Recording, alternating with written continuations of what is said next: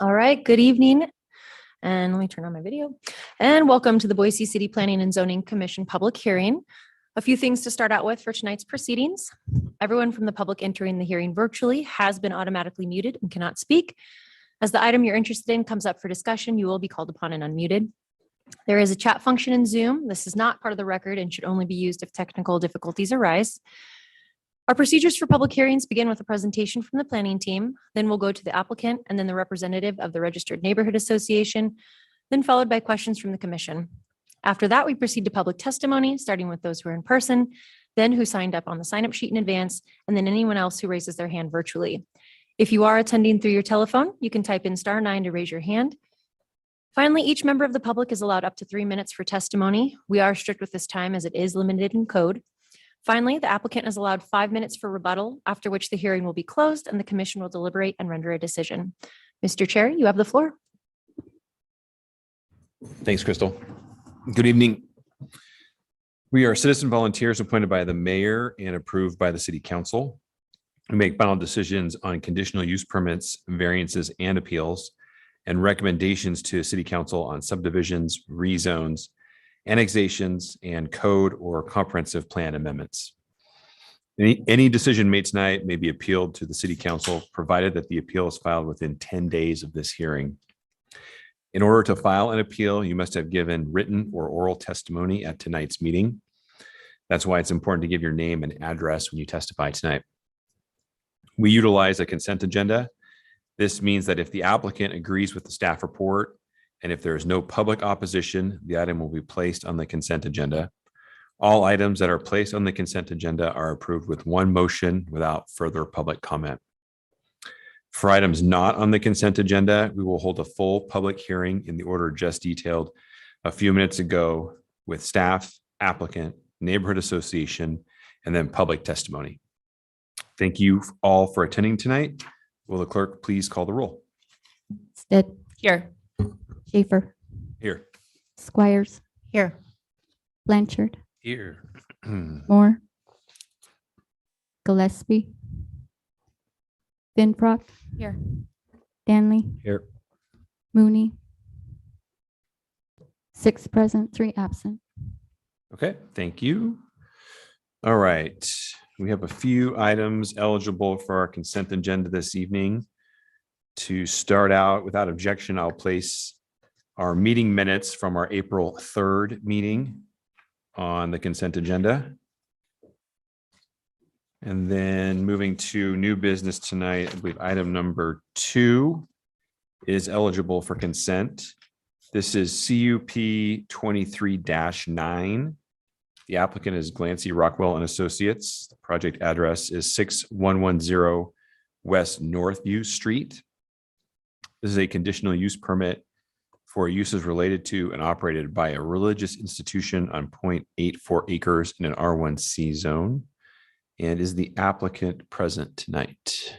Great. And are you in agreement with the staff report? Okay, let the record show that the applicant is present and in agreement with the staff report. And is there anyone in attendance tonight that would like to speak in opposition to this item?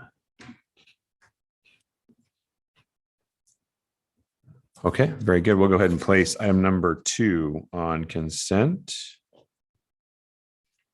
And then one other item that's eligible for consent is item number 5. This is CFH 23-20, the Golden Eagle Audubon Society. The address is 3451 East Barber Valley Drive. This is a Boise River System permit to enhance habitat and wetlands on approximately 50 acres of Class A and Class B lands at various locations along the Boise River between Highway 21 and Marion Williams Park within the SP01 and SP02 and A1 zones. And is the applicant present this evening? Great. And are you in agreement with the terms and conditions of the staff report? Okay, terrific. Let the record show the applicant is present and in agreement with the staff report. And is there anyone in attendance hoping to testify in opposition to this item? Okay, we'll go ahead and place item number 5 on the consent agenda. And at this time, I will entertain a motion regarding the consent agenda. Mr. Chairman, Commissioner Danley, I make a motion that we approve the consent agenda consisting of the meeting minutes from April 3rd. Item number 2, CUP 23-09, located at 6110 West Northview Street, a conditional use permit application. And item number 5, CFH 23-20, located at 3451 East Barber Valley Drive, a Boise River System permit, be approved with their respective terms and conditions in their staff reports. terrific. I have a Second. great. Thank you, Commissioner Finfrock. I have a motion to approve the consent agenda. Motion by Commissioner Danley with a second by Commissioner Finfrock. Any further discussion? Mr. Chair, Commissioner Blanchard. I will need to recuse myself from the vote as I am on the board of Epworth Church, which has number 2 before us. Okay, very good. Noted that Commissioner Blanchard will be recusing from the vote regarding item number 2 on the consent agenda. Any further discussion? Okay, will the clerk please call the roll? Stead, Aye. Schaefer, Aye. Squires, Aye. Finfrock, Aye. Danley. Aye. All in favor, motion carries. Okay, thank you. Okay, we will move on then back to the top of our agenda of new business. First item to hear tonight is item number 1, SOS 23-7, Dark Horse Associates LLC. The address for the project is 3304 North 39th Street. This is a waiver request to the subdivision ordinance requirement to construct curb gutter and sidewalk as part of a minor land division on 0.36 acres in an R1 CS zone. We're going to hear from staff first and Ms. Delaney Garlick. Great. Good evening, Chairman, members of the commission. Before you is a request for a waiver to the subdivision ordinance requirement to construct curb, gutter, and sidewalk as part of minor land division. The subject property is located at 3304 North 39th Street on 0.36 acres in a R1CS, single-family residential with Sycamore Neighborhood Overlay Zone. The property fronts 39th Street on the west, and the area consists of predominantly detached single-family homes with a manufactured home park adjacent to the site. The subject property is less than a quarter mile from Owens Park and less than a mile from the Hill and 36th Street Neighborhood Activity Center. The applicant requests a waiver to the subdivision ordinance requirement to install curb, gutter, and sidewalk as part of a 2-lot minor land division. The applicant cites lack of sidewalks along the street and adjacent to the property, the rural and agricultural nature of the Sycamore neighborhood, and the need to pull in trailers to the back of the property for horses, livestock, and gardening as justification for the waiver request.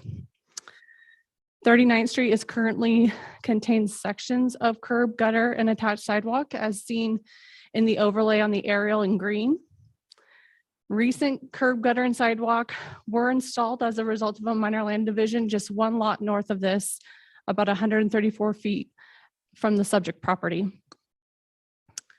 The granting of this waiver would result in a missed pedestrian connection and opportunity for the rest of the neighborhood, as there is potential for infill directly adjacent to this property and similar redevelopment opportunities all along 39th Street that could occur in the future.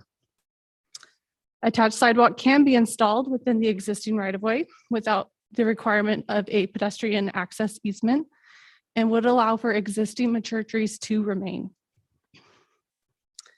Waiving the requirement to install the curb, gutter, and sidewalk would contradict several goals of our comprehensive plan. The applicant has stated the need to maintain access for trailers in keeping of agricultural character of the neighborhood. However, the resulting lot split creates 2 7,800 square foot lots, which would not allow for the keeping of large animals or livestock, as the minimum lot size would need to be half an acre. One public comment was received, that was from our neighborhood association, in support of the waiver request. However, planning team does find this does not meet the requirement for the waiver as identified in code, and we are recommending the denial, and I'll stand for any questions. Thanks, Delaney. Next, we'll hear from the applicant.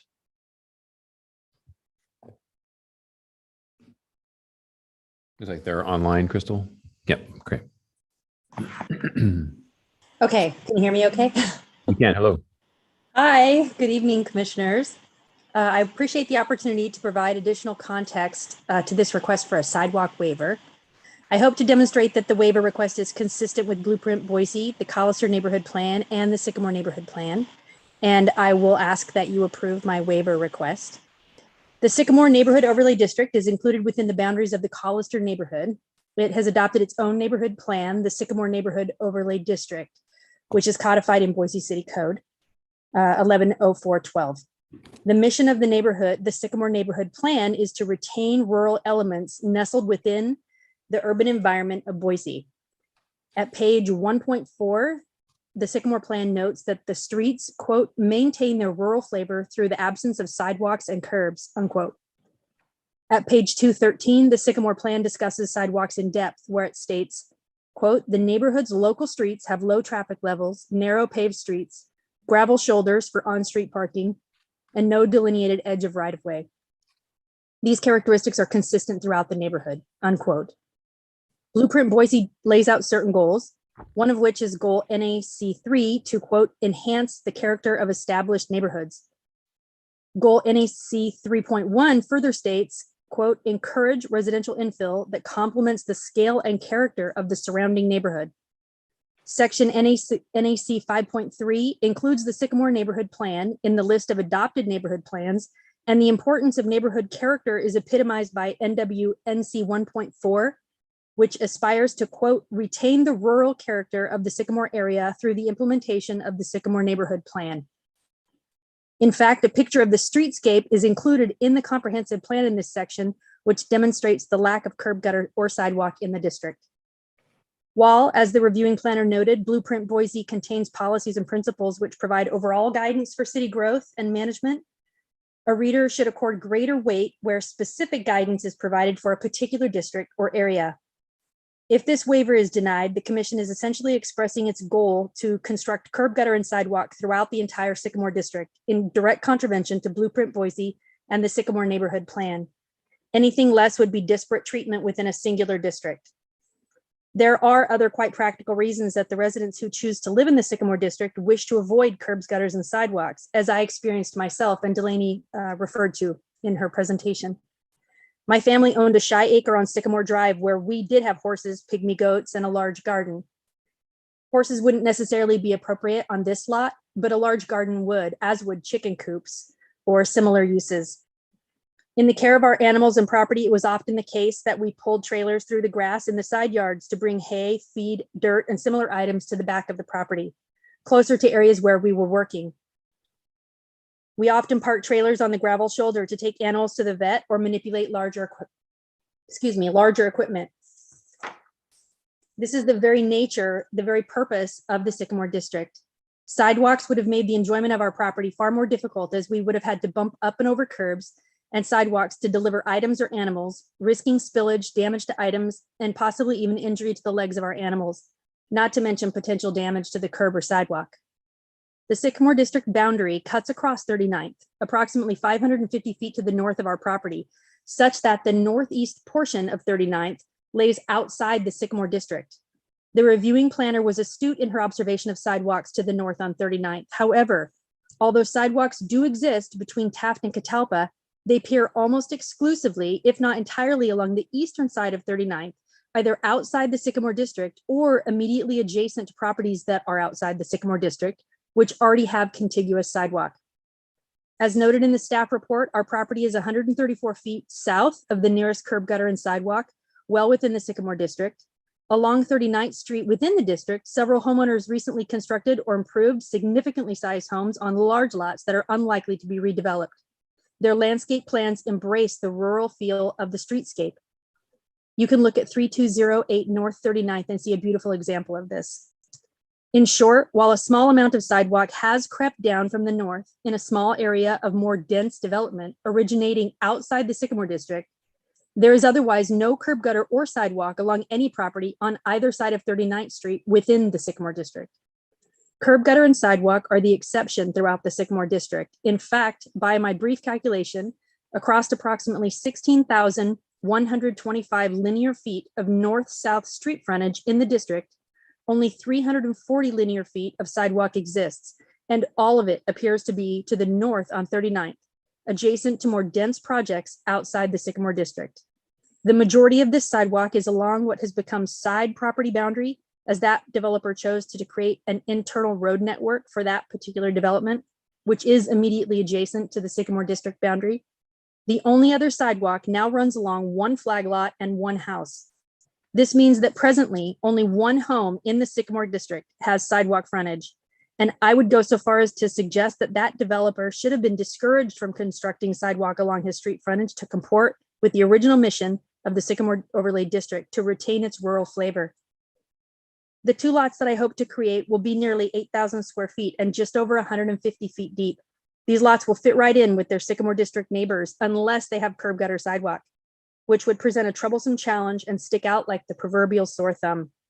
If the commission were to deny this waiver request, it would require us to construct a non-contiguous segment of asphalt right-of-way, curb, gutter, and sidewalk, extremely unlikely to ever connect with anything. This spot construction, particularly the asphalt, would erode over time and would exist in complete contravention of the original mission statement of the Sycamore District, the Collister Neighborhood Plan, and the Boise Comprehensive Plan. Accordingly, I respectfully request the commission's approval of my waiver request. Thank you so much for your consideration. Thank you, Ms. Clark. And before you go, actually, would you mind just giving us your name and address for the record, please?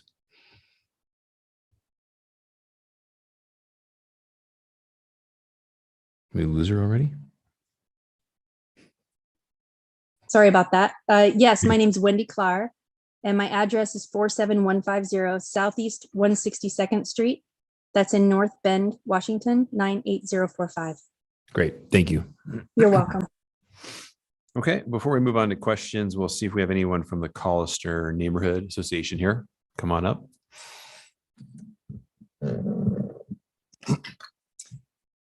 Chairman Schaefer, members of the commission, my name is Doug Drinka.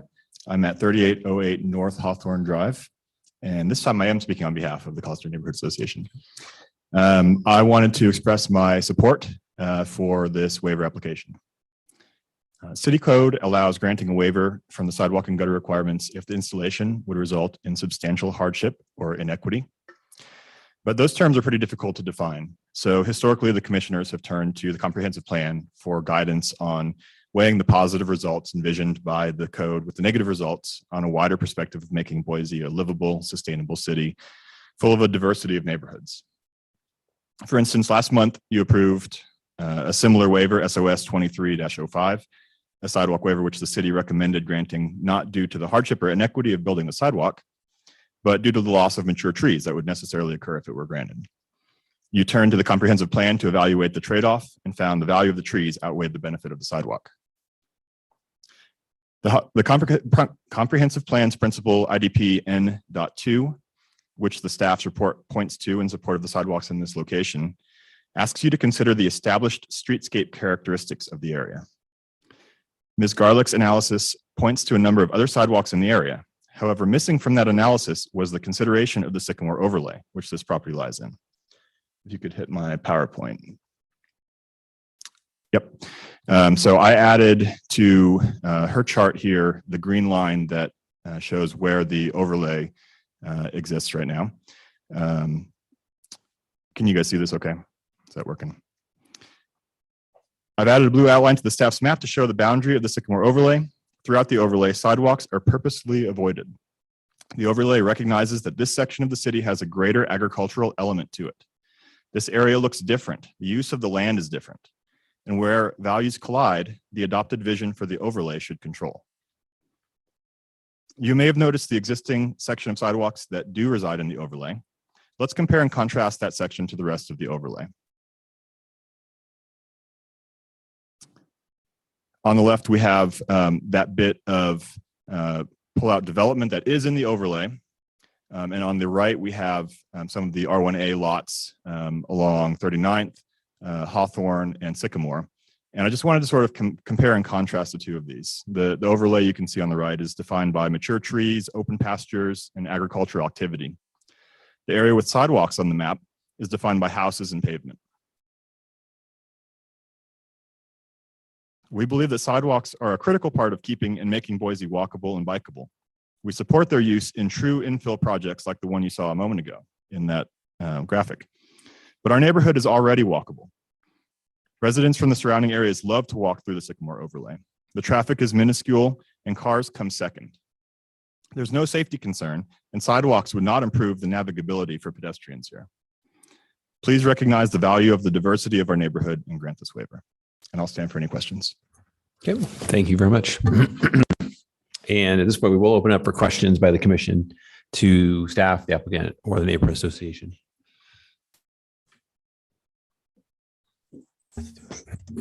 Mr. Chair. Commissioner Danley.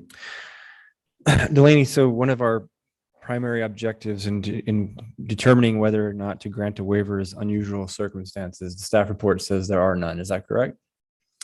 Mr. Chair, Commissioner Danley, that is correct. We have a land division going from one lot to two, and that is in the R1C zone. What is the maximum number of units that can be built in that as per our current code, should the applicant move forward with developing it? Mr. Chair, Commissioner Danley, the R1C would allow 8 units per acre.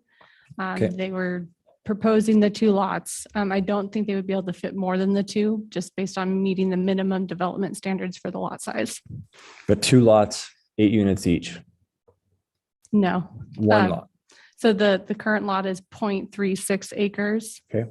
What they proposed was a 2-lot split with about 7,800 square foot lots. The minimum lot size would be 5,000 square feet. So maybe we could get 3 units out of it, but what they're proposing is 2. Okay, and what you're also suggesting then is that by doing the lot split, the sort of quasi-agricultural nature of large stock animals is no longer permitted. Mr. Chair, Commissioner Danley, that would be correct. Once we've reduced the lot size below that ½ acre, now we are not able to support the large animal or livestock per our code. Last question. The curb gutter and sidewalk is codified in our subdivision ordinance, which is what is being applied for here. That is correct. Thank you.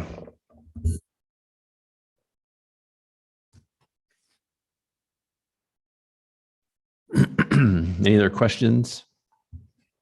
I guess just real quick, Mr. Chair. Mhm. Laney, do you know, as I look at this map, I'd be more swayed by people calling this an agricultural throwback neighborhood, but it looks like the neighbors have already gotten all theirs, because at my count, there's 9 or 10 flag lots, which means these people separated their lots and then built a house behind it so they could make money, right? And do we know when those have gone in and how we didn't get curb gutter and sidewalk on all of those flag lots when those were split? Yeah, Mr. Chairman, Commissioner Blanchard, there has been a history of minor land divisions along that 39th Street there. I can point to the most recent lot split that we reviewed, and that was in 2021. Similar situation, 2-lot split. They did put in the curb gutter and sidewalk, so they were able to do that and abide by the code. To speak to previous ones, I cannot speak to the waiver process that they went through or what requirements were in at that time. I will note there is some infill opportunity specifically adjacent to this site with the manufactured home park, as well as several other larger lots that could potentially be split. Thank you. Delaney, I think I understood this from your presentation, but it seems pretty, sometimes we see that there's conflicts with these applications, right? But in this case, we have the right of way. There's really no conflicts. We don't have any irrigation facilities. We don't have any large trees in the way. Is that a fair summary? That this is a pretty clean opportunity to Yeah, build this Mr. Chairman, we did not identify any hardships associated with the site topography or existing features. And it appears that there would be enough right of way there to maintain existing mature trees and provide the attached sidewalk. Okay, great. Thanks. Okay, any other questions? Okay, all right. Thanks. We'll go ahead and open this up then for any public testimony on this item. If you're here in person and want to testify on this item, podium is free. Come on up. And if you're online, please go ahead and raise your hand. We'll go to online folks after the folks here in the audience at City Hall. Okay, no takers, it looks like. So then now back to the applicant, Ms. Clark. At this point, we typically have the applicant has 5 minutes for rebuttal from any public testimony. We certainly can use that time if you'd like, or you can yield that time since there really wasn't any public testimony. I guess I would just say that one of the important aspects of living in that neighborhood was the feel of the streetscape. And I would hate to think that people chose to live there and chose that lifestyle. And then regardless of having the Sycamore District overlay, they're going to have that changed for them. I also wanted to mention that the one house that does have sidewalk in front of it and the one flag lot that does is directly contiguous to sidewalk that already existed in that very dense kind of development that's immediately adjacent to the Sycamore District boundary. So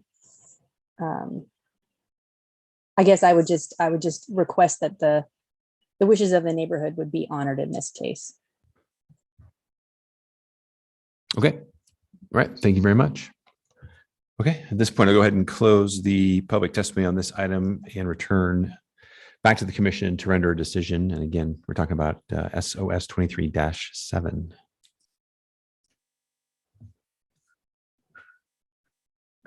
Mr. Chair, Commissioner Finfrock. I move that we deny SOS 23-7 for all the reasons stated in the staff report. Second. Okay, thank you. I have a motion to deny the waiver, motion by Commissioner Finfrock with a second by Commissioner Danley. Any further discussion?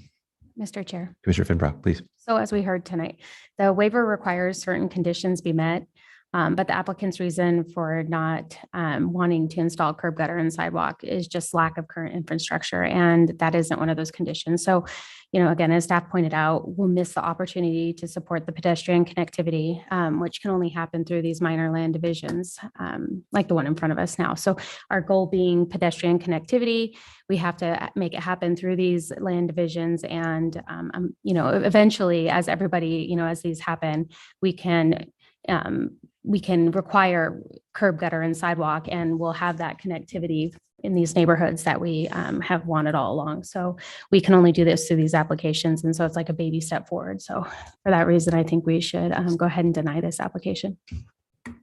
Okay, thank you, Commissioner Finfrock. Mr. Chair. Commissioner Danley. I'm going to be in support of the motion. The unusual circumstance bar I don't think was met. I appreciate Ms. Clark's testimony. I think the issue that I have with it is that it's mostly almost wholly reliant on the Sycamore plan and our comprehensive plan, whereas what we also have to consider, which is our codified laws, our subdivision ordinance. And that is very clear in this instance. I think that this neighborhood is slowly changing. I think that very evidence of this application, this application is very evident of that. You're seeing the flag lot subdivisions. So things are changing. And last thing I would say is if there is a desire for a trailer to be put towards the back end of this parcel, well, when the proposal is in front of us for the development of it and the layout of it, then the driveway and how it orients towards the home and towards the back of the unit is still very, very possible. So I don't understand quite that one, but nevertheless, I completely agree with the original motion and will be in support of it. Okay, thank you, Commissioner Danley. Any other discussion? Okay. Very good. We'll go ahead then and move to the vote here, I think. Again, we have a motion to deny the waiver with the motion by Commissioner Finfrock and a second by Commissioner Danley. Will the clerk please call the roll? Stead. Aye. Schaefer. Aye. Squires. Aye. Blanchard. Aye. Pinbrook. Aye. Ganley. All right. All in favor, motion carries. Okay.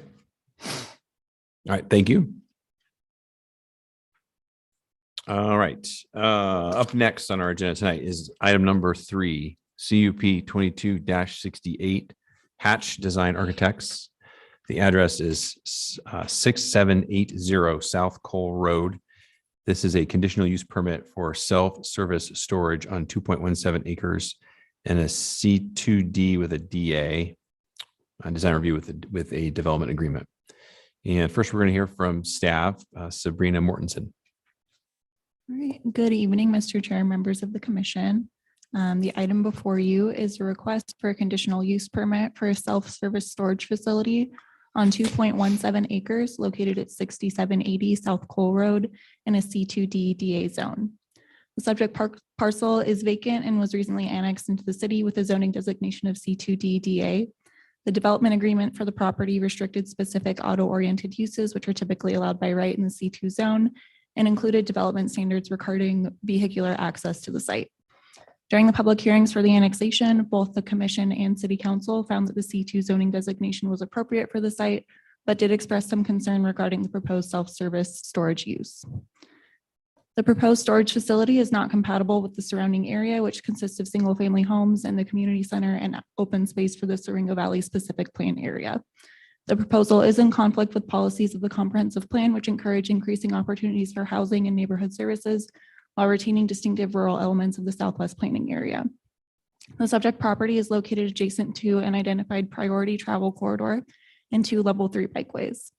The proposal to site an auto-oriented industrial use in this location contradicts the comprehensive plan's vision for this area.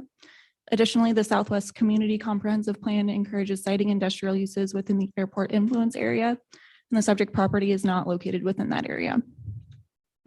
The planning team finds the site is large enough to accommodate the proposed use, and the proposed storage facility is not anticipated to generate excessive traffic, noise, or lighting impacts, which would adversely affect other property. Additionally, no commenting agencies have expressed concern regarding the CUP request. In conclusion, the planning team recommends denial of the application, and I'll stand for any questions. Okay, thank you, Sabrina. Next, we'll hear from the applicant.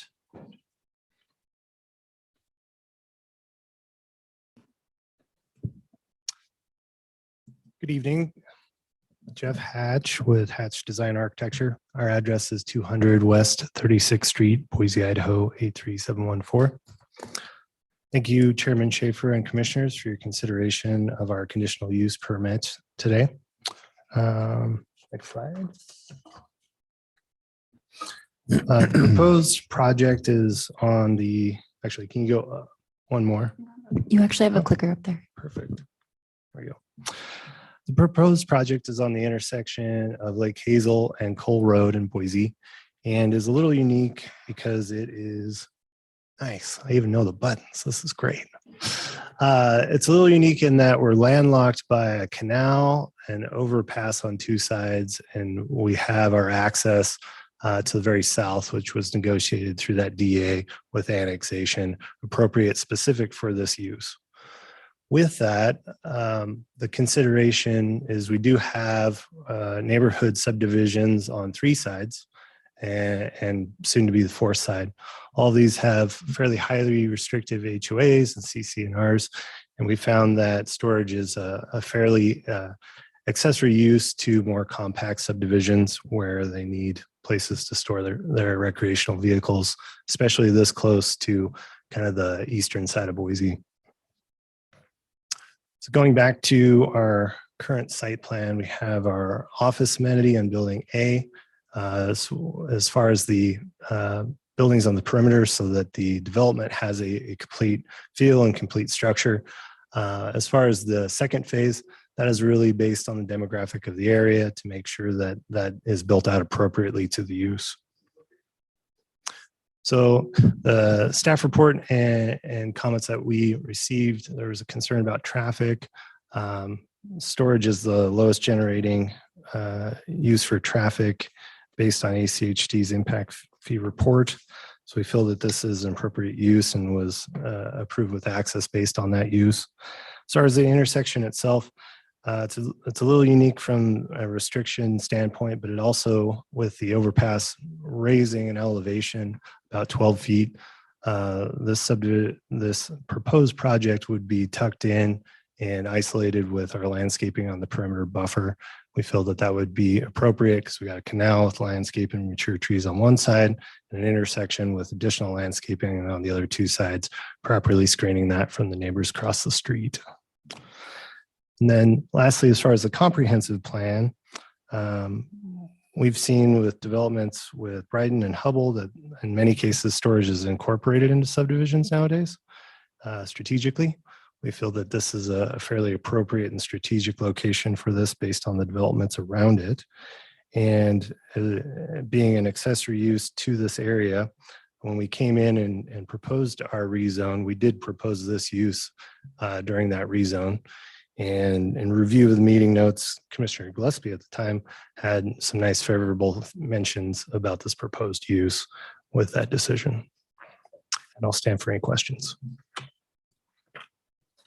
Okay, thanks. First, we'll check in. Before we do questions, we'll check in and see if we have anyone from the South Cole Neighborhood Association with us.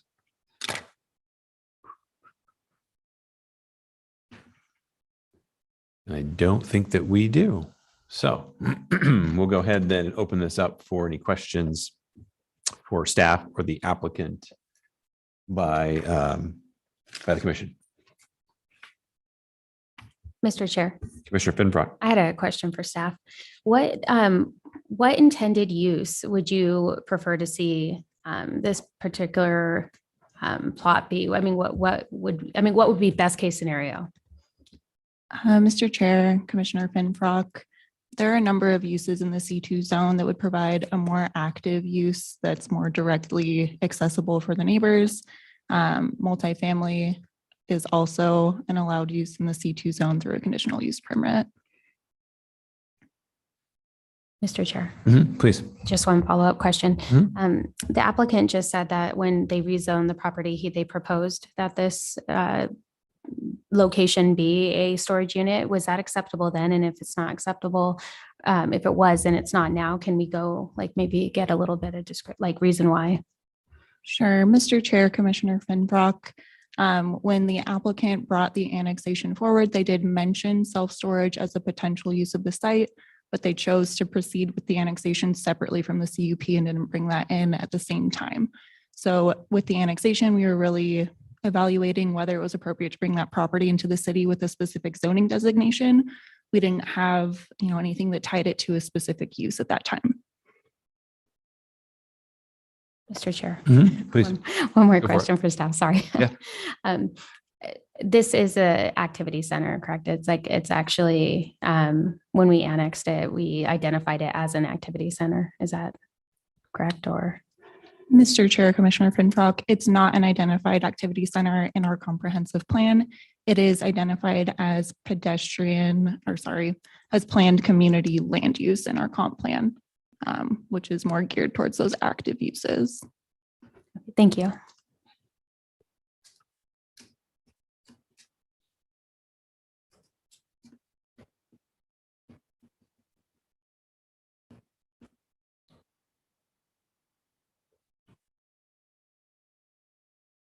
Commissioner Squires has her finger on the button, but I'm not sure.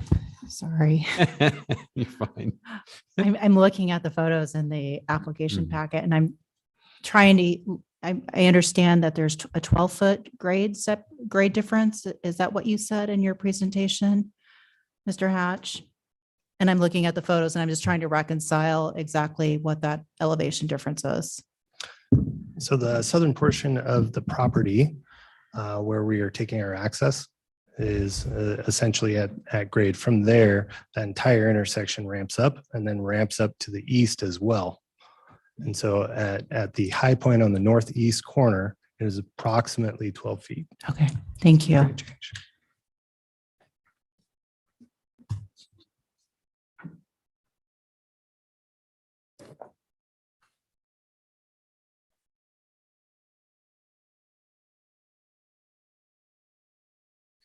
Sabrina, to confirm on the staff report, there was some correspondence in our packet about setbacks, building heights, that sort of thing. It looks like the applicants met all of those requirements for the zone. Is that accurate? Mr. Chair, that's correct. All of the dimensional standards have been met. Okay. And then there was some correspondence as well regarding tree mitigation for the property. It looks like that's all been met as well. Is that Mr. right? Chair, that's correct. Okay. Does the property, this might be a little bit a little unusual question, I guess, maybe. The property to the east, excuse me, on the other side of the canal, has that been entitled at all yet? It looks like it's the same zone from the comprehensive plan map, land use map. It's the same zone. Has it been entitled? Mr. Chair, yes, that's the Syringa Valley specific plan Okay. area. Oh, that's where that is. Okay. It starts there. Okay.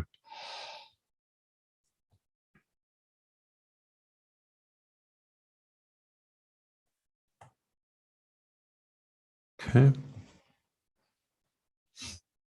Any other questions?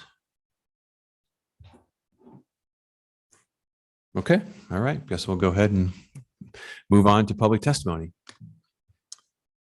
Okay. Anybody here like to testify on this item? Okay, very good. Anybody online would like to testify on this item? Please go ahead and raise your hand. Okay. So we have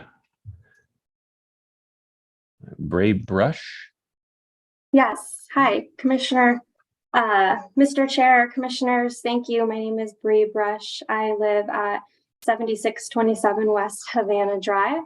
I'm here this evening speaking in a personal capacity. My home is in the Basseri subdivision directly across Cole Road from this property to the west. And being in a new subdivision myself, I fully expected this area would change and grow up around us. And it's something I was actually really excited about because I know with more rooftops, it might be a more attractive opportunity for commercial development, which Southwest Boise severely lacks. In particular, I hoped for some kind of commercial development that the hundreds of homes in this area could walk to. And similar to the reasons in the staff report, I believe this is not the right use for this area and feel our self-storage needs are pretty well met, while our everyday grocery, convenience, and dining needs are not. The closest self-storage with boat and RV parking is 1.6 miles away, and in less than 3 miles from my home, I can get to 4 more storage facilities. And I thought maybe there's a huge demand for this that I'm not aware of, but I actually spoke with one of the owners of the facilities near us, and he said that their occupancy and demand has decreased so much in recent months that they've recently dropped their rates to try and attract customers. So we really do have a lot of these facilities already and capacity for folks who want to utilize this nearby. Conversely, the closest gas station to my property is 1.7 miles away, and the closest grocery store is about 3 miles away. So why not use this property to offer something the new and growing neighborhoods in this area can walk to? The neighborhoods on either side of this property have installed really great detached sidewalks and pathways, and there's even a multi-use path on Lake Hazel. An appropriate use for this area is one that would capitalize on those infrastructure investments to develop something people would actually want to walk and bike to. For all these reasons, I ask you deny this CUP. Thank you for your consideration. Okay, thank you. Anybody else online that would like to testify? Okay, very good. We'll go ahead and close the public testimony. At this point, Mr. Hatch, you're up for rebuttal.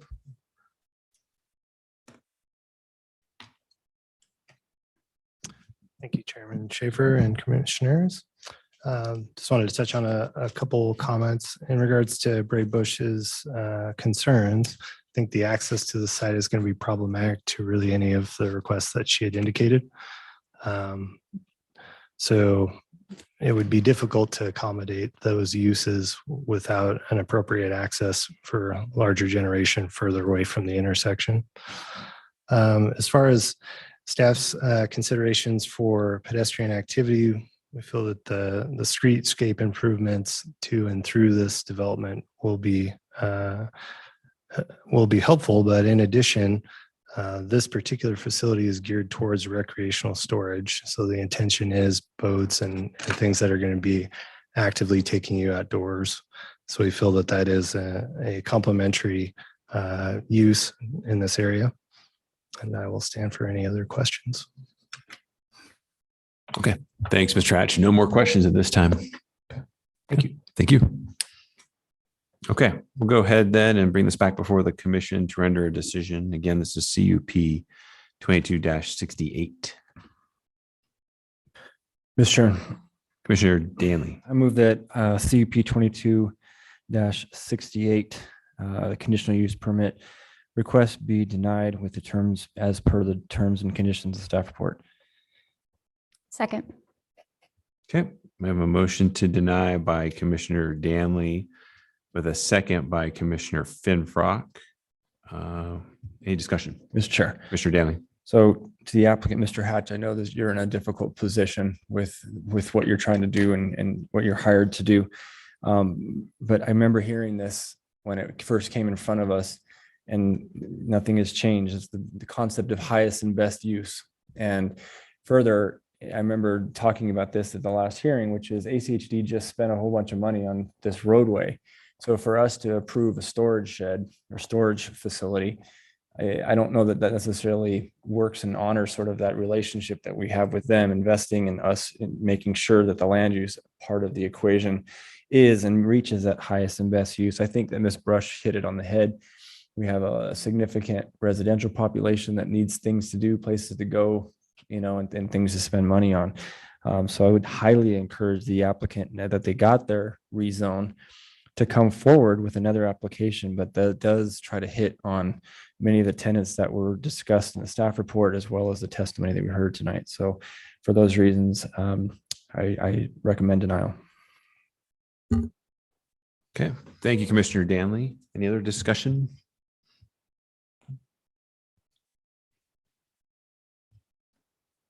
Okay. All right, we're being quiet tonight. We had a long month last month. Mr. Chair. Yeah, Commissioner Finfrock. I'll just add to that, the Southwest Community Comprehensive Plan actually encourages that industrial uses be put in that airport influence area, which is pretty close by. And so using our residential or the area where we could add more residential uses or even commercial uses at this location would be definitely a drawback for the community, and it doesn't support the opportunity for housing or community or neighborhood services. So for that reason also, I'll be in support of the motion. Okay. Thank you, Commissioner Finfrock.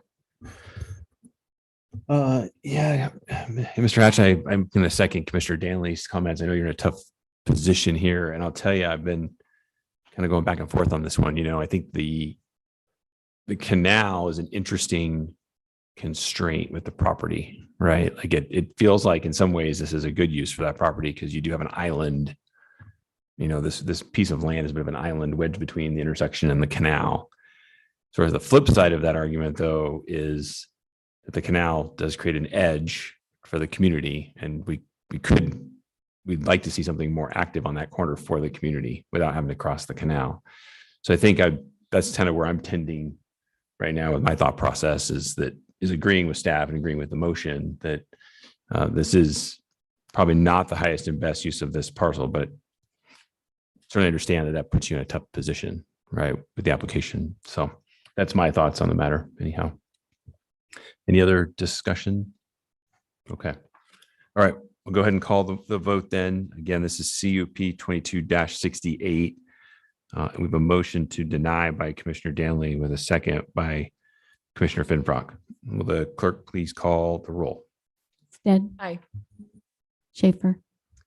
Aye. Squires. Aye. Blanchard. Aye. Finfrock. Aye. Danley. Aye. All in favor, motion carries. Okay. Thank you. Okay, we'll keep on trucking here up to item number 4, CUP 23-10, platform architecture design at 203 South Orchard Street. This is a conditional use permit for a large childcare center as part of an existing mixed-use development on 4.73 acres in a PCD zone. First, we're going to hear from staff, Matt Dennis.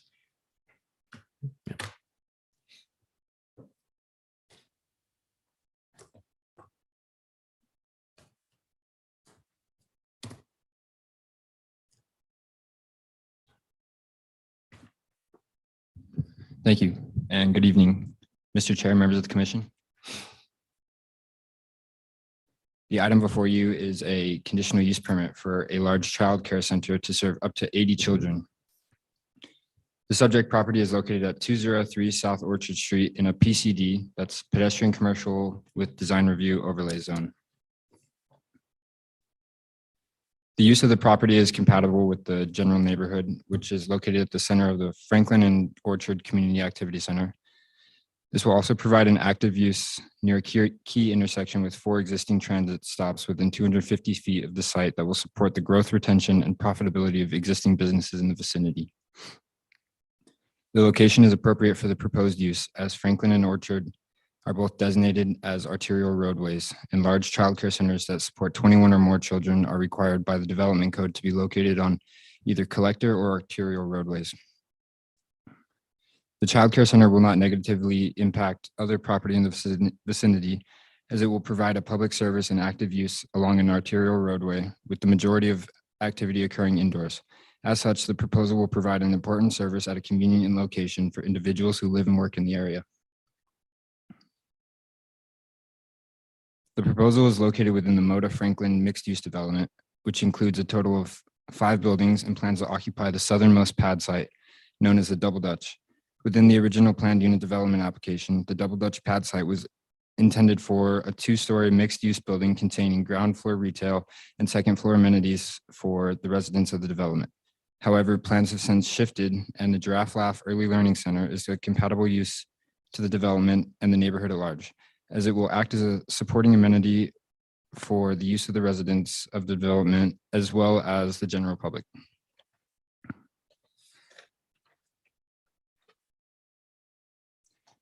The site is large enough to accommodate the proposed use as required by code. The proposed parking is shared with the planned mixed-use development and exceeds the minimum requirement, with 8 spaces required and 34 provided. There are designated parking spaces for pickup and drop off, and additional parking that is reserved during business hours. Comments received from public agencies confirm that the proposed use will not place an undue burden on the transportation system or other services in the vicinity. The proposal includes a 2,800 square foot building, which can accommodate up to 80 children as the required gross indoor floor space can be accounted for. Additionally, the site is directly adjacent to Franklin Park with a gated entry, which can accommodate the required 100 square feet of outdoor play area per child. The application had originally proposed to serve up to 72 children. However, late correspondence received from the applicant expressed the desire to maximize the number of children to 80. With this increase, all use-specific standards would still be met. Adequate screening and setbacks have been proposed to buffer the use from the adjacent properties, residential properties to the south. In conclusion, the planning team recommends approval of CUP 23-10 with a modification to condition number 2 to allow up to 80 children. And I will stand for questions. Okay, thank you, Matt. Next, we'll hear from the applicant.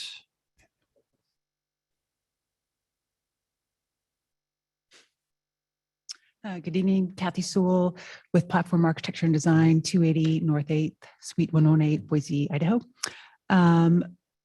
I appreciate staff's comment. We agree with the conditions of approval indicated in the staff report.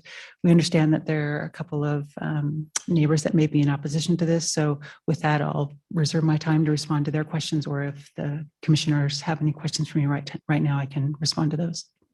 Okay, great. We'll first check in with our neighborhood association, see if we have a representative from the central bench. Ethan here? No. Okay. Well, let's go ahead then and just move right on into questions by the commission to either the applicant or staff. Mr. Chair. Commissioner Blanchard. Well, I am super excited to see a daycare run by a great provider coming right into our neighborhood. However, I do recall that this is the very piece of property that our former planning director, Hal Simmons, died on because he wanted the buildings built out on the street. And I just really wish there was some way we had a Maverick application there, remember? And long before? Yes, we did. And Hal wanted it parked in back and building in front. And they finally said no, and they sold it to these guys who were developing this thing. So I'm just kind of bummed that after all that, we're going to park this daycare in the front along Orchard. That just kind of bums me out. I wish there was something we could do on the site to not do that. No question per se. Can you redesign this so that it's parked in the back? Perhaps maybe the Feel so applicant or different to staff could Hal. just give us a little bit of color on that topic. Commissioner Blanchard, Chairman, we came to the project from our client who had discussions with the developer Fisher on this, and it was our understanding that the pad site that was for the Double Dutch was just the pad site that was available to us. They were working with the parking situation. So there really was no ever discussion in regard to relocating the building. It is a great spot for our use in that it does front the park and provides a great spot to drop off in for parking and traffic interaction. Great, thank you. Matt, maybe as staff, do you have any other further comment on that topic? Mr. Chair, Commissioner Blanchard, the entitlements for the building and the locations of them have been approved through PUD 20-37. So that's really what I was, basing my review off of. It's already been approved as is. So Thank you. That's great. Yeah, great. Thank you. Okay. Any other questions for staff, the applicant? All right, very good. We'll go ahead then and move on to public testimony.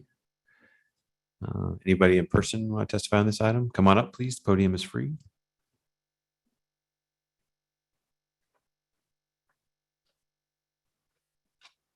Thank you. My name is Lindsay Mulhera, and I live at 5221 West Peg Street, just down the block from Franklin Park and the proposed development site. I'd like to express my opposition to installing a large childcare center at this site. It contradicts the goals that are set out in the Central Bench neighborhood plan for Franklin Park, which envisions the park as a dynamic neighborhood gathering space. It also contradicts the plans for the Mode of Franklin development, which envision a unique gathering space for community members with intentions to grow for future use as a community activity center. Given those goals, I don't feel that child care center is the best use for this parcel compared to the cafe type space that was initially proposed, which would integrate with the park and create safe pedestrian access to community spaces. A large child care center would reduce pedestrian connectivity by fencing the development off from the surrounding neighborhood. And it would also preclude the addition of a gathering space because the only other commercial spaces on the site face Orchard Road, which there's not a lot of space between the building and Orchard. It's an attached narrow sidewalk. It's just not going to be appealing spaces for any type of gathering space business to move into. So for context, the closest gathering space from our neighborhood is a bar that's a 3/4 mile walk down Orchard, which is well established as not a pedestrian friendly or bike friendly road. In comparison, there are 3 childcare centers within 1 block of Franklin Park and 2 others within a half-mile radius. I'm also concerned about the proposed design, which would gate off the south end of the development for the play areas as mentioned. This would reduce pedestrian connectivity, and instead of having the housing flow into the park as was originally proposed, which would benefit the quality of life for existing residents as well as residents of the apartments, it would instead fence that off. And in order to access commercial space on the front of the building, pedestrians would be pushed to Orchard or Franklin roads. Let's see. So yeah, I guess in summary, I am opposed to having a large childcare center at this site. I would really like to see that building become a gathering space for all members of our community and to see that improved pedestrian access throughout the park. Okay, thank you. Would anybody else like to testify tonight? Come on up, please. Podium's free.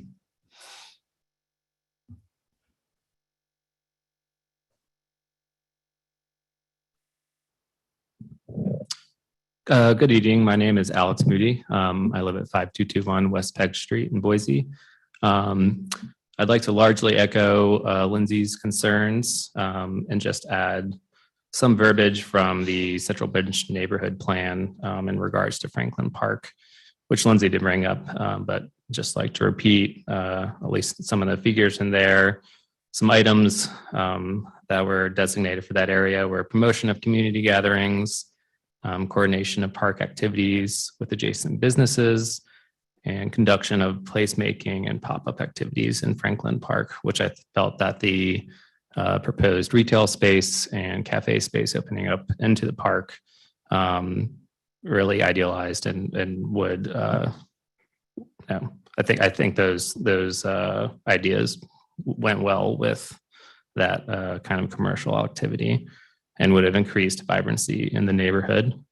So I guess overall, I'm just opposed to the plan as proposed.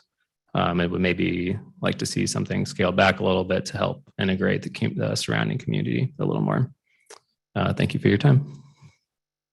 Thank you.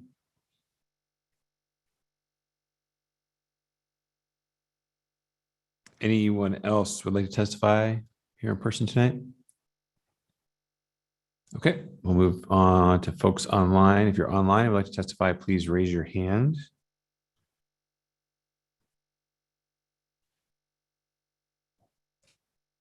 Okay, very good. We'll go ahead and close the public hearing and bring it back to the applicant for a quick rebuttal. Yeah, Kathy Sewell. I can't really speak to the greater, I guess, development opportunities within the mixed use area. I know there are some other mixed uses proposed. I think the developer might have a better handle on that. I don't think that the proposed Giraffe Laugh is intending to close off pedestrian connection to the park. I do understand that the park will be fenced and is fenced, and we will have our own direct access, but I'm not aware of what other access points there may be for the residents, but it's certainly not the intent to close off the other pedestrians and people within the neighborhood to access the park and the other pedestrian oriented uses within the development. So with that, I'll stand for any questions. Okay, no questions right now. Thank you. Okay, we'll go ahead and bring item number 4 back before the commission to render a decision. Again, this is CUP 23-10.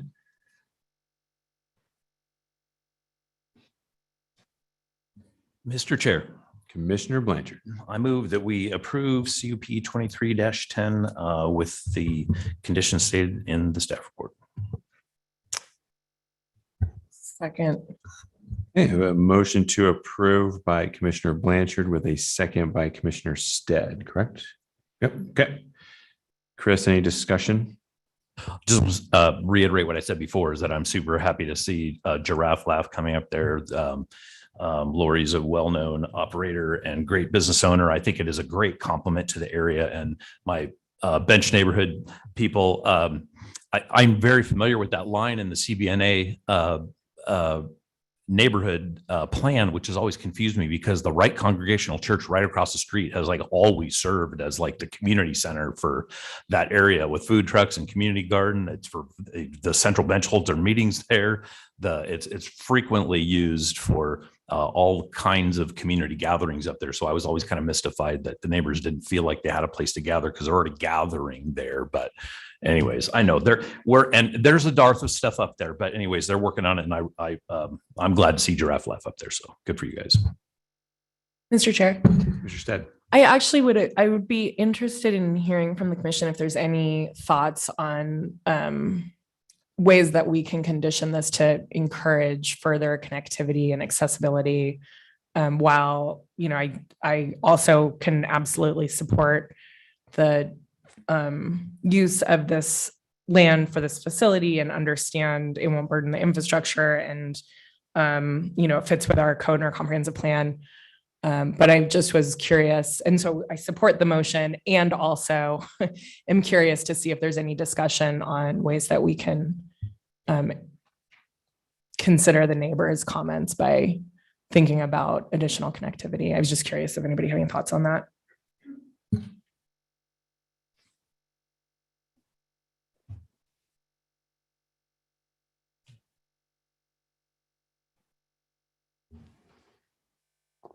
Mr. Chair. Commissioner Danley. Just a quick question to Commissioner Stead is, okay, I'm not understanding what the claim is either. When I see the images, I see the back portion of the building from the back of the physical wall to the edge of property as being fenced in, but at least according to the renderings in the site plan, it looks like to me the integrity of the park pathway is maintained. And so I'm not understanding what that claim of it being blocked off is, and I'm hoping the roof doesn't leak on us, so let's keep our fingers crossed. I think one of the things the audience doesn't always hear is the rain that we get from the ceiling, from the moonlight above us here. So anyway, I just want to say that because I don't think it's as noisy in the audience always as it is right here on the dais. This is about as loud as it gets too.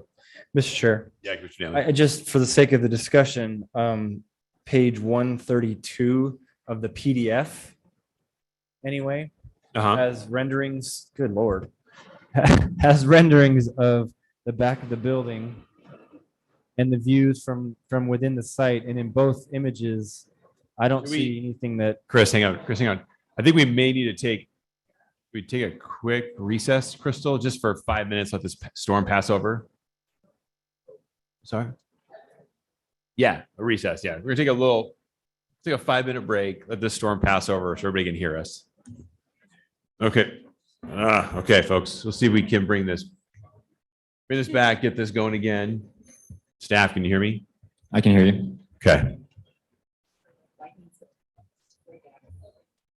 No lightning strikes. We're just going to deal with rain. Keep it positive. Okay, just to catch us back up.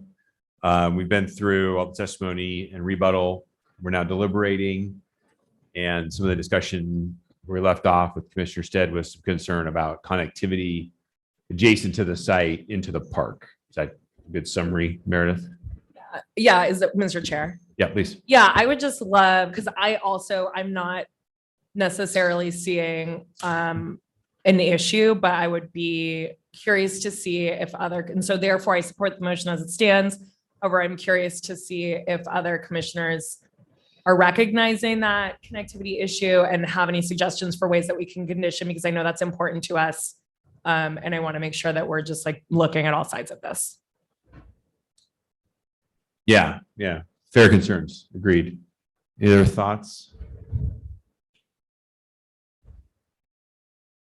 Sure. Looking at the site plan. So to be clear to you, I'm in support of the motion as well, and sort of in support of the project.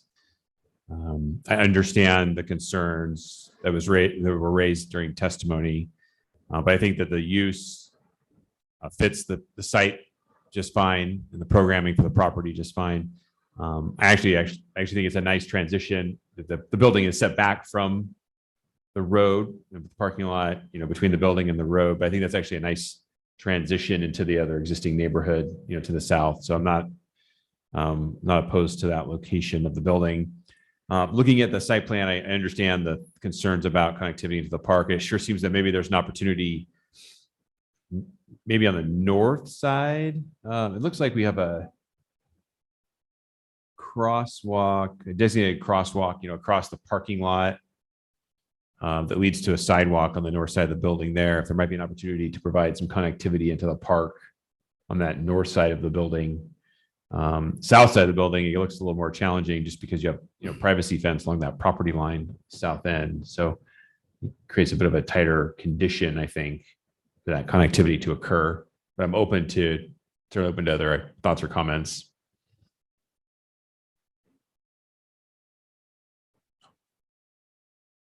I guess while we consider that idea, staff, are we good with the motion? Are we good regarding the change to that condition number 2 regarding the number of children? Or do we need to clarify that more thoroughly for the record? Mr. Chair, it doesn't hurt to clarify it more thoroughly. Sorry? Doesn't hurt to clarify it more thoroughly. Okay, thank you. Mr. Chair.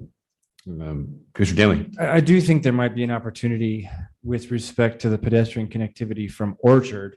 And so if you're looking at the site plan on page 130 of the PDF, to your point, as you just, described. So you have this privacy fence and landscaping as a buffer between the parking and the privacy fence. So there's two conceivable opportunities because there is no direct connection to the park from the orchard walkway, from the sidewalk there along that stretch, of course. So you could either take that out and make a sidewalk along that privacy fence and connect into the pathway that's interior of the park. Or if you look towards the north and you see the drive aisle that comes in and has the quarter circle there, the arc, there looks to be an opportunity north of the playground equipment area that could connect conceivably to the west and into the park, into the sidewalk that is inside of that, which would be I think a decent compromise. If the purpose is to make a connection like that, I see opportunity to condition that. The only concern I have is I don't see what's interior of the park on this site plan. So I don't know, you're looking at the aerial, it looks like there's an opportunity to make that. And so we could certainly entertain that condition. And I think I agree with Commissioner Blanchard 100% in that I wish the building was pulled up to the street, especially in a pedestrian oriented zone that we've labeled it, but that ship has sailed. So the next best thing would be to make a connection that gets us to the park on that southern part of that parcel, as opposed to having to go clear up towards the northern part of that area and make that connection.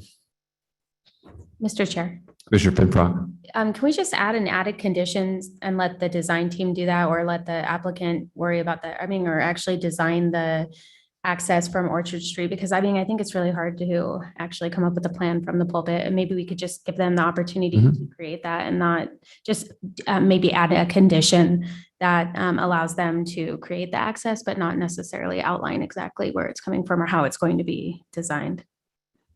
Yeah, I think that's absolutely a fair approach, right? They certainly know the design team certainly knows the parameters of which they have to work within. So I think that's fair. So at this point, Commissioner Blanchard, what's the most proper thing to do? We need to amend. I think we need to do a quick amendment to the motion. And as the motioner, you're open to a couple of amendments. One, we got to clarify condition number 2, which ups the number of children to 80 from 72 currently in the staff report. And then an additional condition of some type regarding access to the park. So if you're up for that. And where do we want to see the access? We don't want to specify. We just want to say, or from Orchard or from Peg. Is that what? Yeah, I think, well, as the motioner, you're certainly welcome to propose whatever you'd like, but I think if we kept it, maybe give the design team some opportunity, I think, to work with staff on a suitable solution. Right. Okay, well, as the motioner, then I'm going to amend my original motion. Again, move that we approve CUP 2310 with the update to condition number 2 that the daycare be allowed up to 80 children.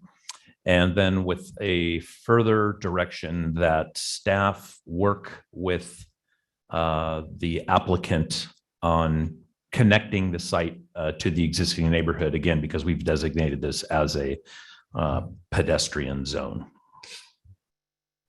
Great. And then as the seconder. Second agrees. Yes, thank you. Excellent. Commissioner Stead was the seconder of the original motion. She agrees with the amendments. All right, we've done our homework. Any other discussion? Okay, we'll go ahead and call the vote. Again, this is CUP 23-10. The motion to approve by Commissioner Blanchard and a second by Commissioner Stead. Stead, Aye. Schaefer, Aye. Squires, Aye. Blanchard, Aye. Pinbrook, Aye. Danley, Aye. all in favor, motion carries. Okay. All right. Thank you. Up next is item number 6, PUD 23-3, JBI Elemental. And then associated with that is SUB 23-6, Honeymoon Cove subdivision. Project address is at 10133 West Overland Road. The PUD is a modification to a conditional use permit for a planned residential development comprised of 9 townhome units on 0.97 acres in an NOD zone. And then the SUB 23-6 is the preliminary plat for said residential subdivision comprised of 1 common lot and 9 townhomes on the same 0.97 acres. And we'll hear from staff first. David Mosier. Thank you, Mr. Chair, members of the commission. The applicant proposes a conditional use permit for a planned unit development comprised of 9 attached townhomes on 0.97 acres located at 10133 West Overland Road in an NOD zone. The project also includes a modification of the original conditional use permit from 2008 to remove the building height restrictions and allow for 2-story structures. A preliminary plat subdivision comprised of 9 buildable, 1 common lot was also included. And as you can see from the aerial photo here, the property is located between an assisted living facility to the north and a detached single-family residential neighborhood to the south. The subproperty is also about a quarter of a mile away from a community activity center located at the intersection of 5 Mile and Overland Roads. The development is comprised of 9 attached 2-story townhomes with a density of 9.2 units per acre. The NO zone allows for a density of 14.5 units per acre. The applicant is requesting a planned unit development with reduced interior side setbacks, reduced lot sizes with street frontage standards, which are required for the townhouse development to occur. Each townhouse will provide 2-car garage and 2 guest parking spaces on the driveway apron. In addition, each townhouse will provide a large backyard area that ranges in size from 800 to 2,000 square feet in size. In summary, the development exceeds all the required perimeter setbacks, which include the 15-foot perimeter setback required by the 2008 conditional use approval. The project design also provides like yard setbacks with the houses adjacent to the south and west. The proposed 2-story townhouses are compatible and will not adversely impact the adjacent neighborhood or adjacent residential properties due to the large setbacks and the proposed perimeter landscaping. Finally, the comprehensive plan encourages residential uses near the community activity centers, such as the community activity center located at 5 Mile and Overland Road, which this site is about a quarter mile away from. These elevations show the townhouse building designs, which are 32 feet in height to the peak of the roof or 27 feet in height to the midline of the roof. The allowed height of the NO zone and the adjacent R1B single family zone is 35 feet.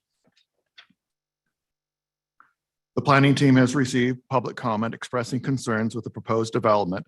These concerns are in general regarding to traffic and parking, compatibility, and adverse impact in terms of loss of privacy, since there is a change of grade between this site and the neighbors of a few feet. To address these concerns, I would note the following. First, as for the traffic impacts, the anticipated amount of traffic generated from the project is about 5 vehicle trips during PM peak hours. As such, there is traffic capacity on the adjacent roadways to support the project. Also, each single family house will provide 2 parking spaces within a garage, and there are 2 guest parking spaces on the driveway apron in front of each unit. Secondly, the proposed single-family attached townhomes are compatible with the existing detached single-family residential neighborhood, since they're both inherently single-family residential uses. In addition, it will not adversely impact the adjacent properties due to the proposed perimeter setbacks that exceed all the required setbacks of zone and the required setbacks as dictated in the 2008 conditional use approval. In addition, there is a perimeter landscaping area surrounding the southwest and east property lines. In conclusion, the planning team recommends approval of the PUD and the subdivision. Thank you. Thank you, David. Next, we'll hear from the applicant.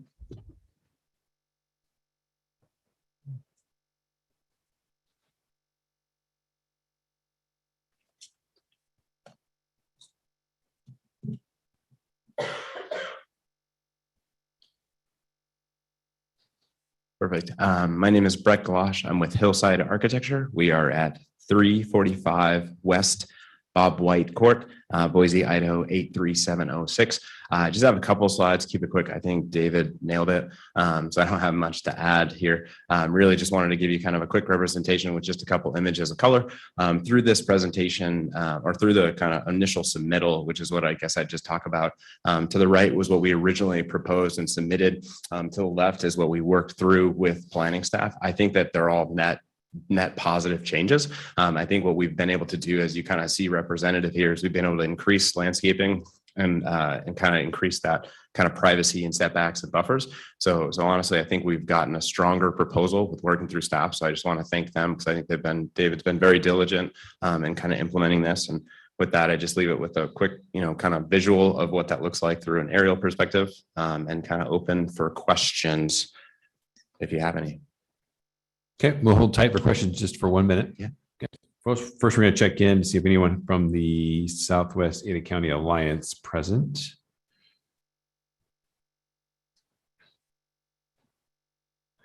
And it doesn't look like that we do. So we'll go ahead and open this up for questions by the commission.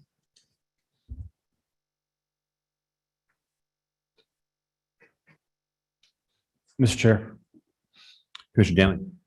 Just a quick question to Mr. Moser. Mr. Moser, we received a late letter specifically addressing the concerns of 4 windows on unit number 9 as it relates to the view of the immediate property to the east. I want to just make sure, so we have a landscaping plan in place that is specifically depicting multiple trees between the building unit number 9 and the property that's to the east. That's accurate first and foremost, just to make sure?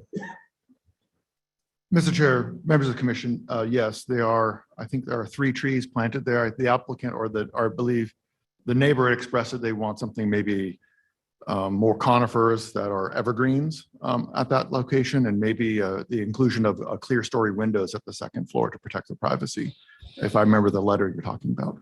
Okay. Thank you for now.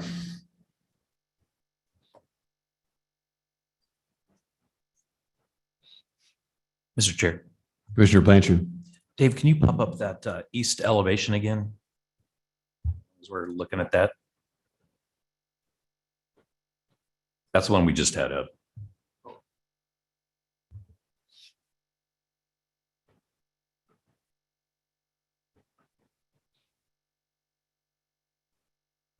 Next one. There we go. Thank you.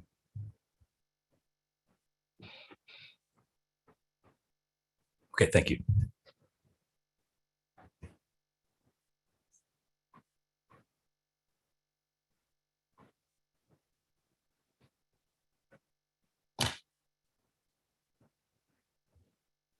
Commissioner Blanchard, that you good there? Thank you. Yeah. Mm-hmm.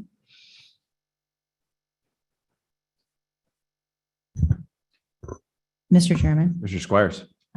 David, just making sure I heard you correctly. So in regards to that unit number 9, did I understand you to say that the house on the other side of the boundary for this subdivision is about approximately 15 feet away from the property line as well? Mr. Chair, members of the commission, the house on that side, that is their rear property line, so they're more like 30 feet. So it's a side yard to their rear. Okay, thank you.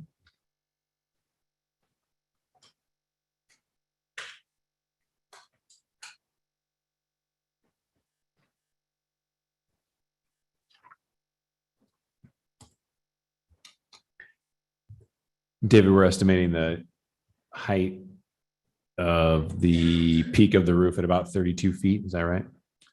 Mr. Chair, members of the commission, that is correct. Okay.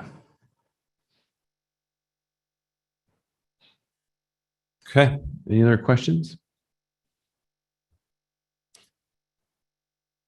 Mr. Chair. Commissioner Danley. Just to make sure, Mr. Moser, so on the plant schedule for this application, the trees in question are at this point labeled deciduous, but you're mentioning that the neighbor has requested evergreens. Is that correct? I didn't see that any term in the conditions that distinction be made. Mr. Chair, members of the commission, that is correct. The plan schedule and the landscape plan that's submitted by the applicant has deciduous trees, class 2 there. I believe the neighbor in their letter has suggested that they be evergreens. Okay, And thank there you. is no condition at this point that was included to indicate that or require it.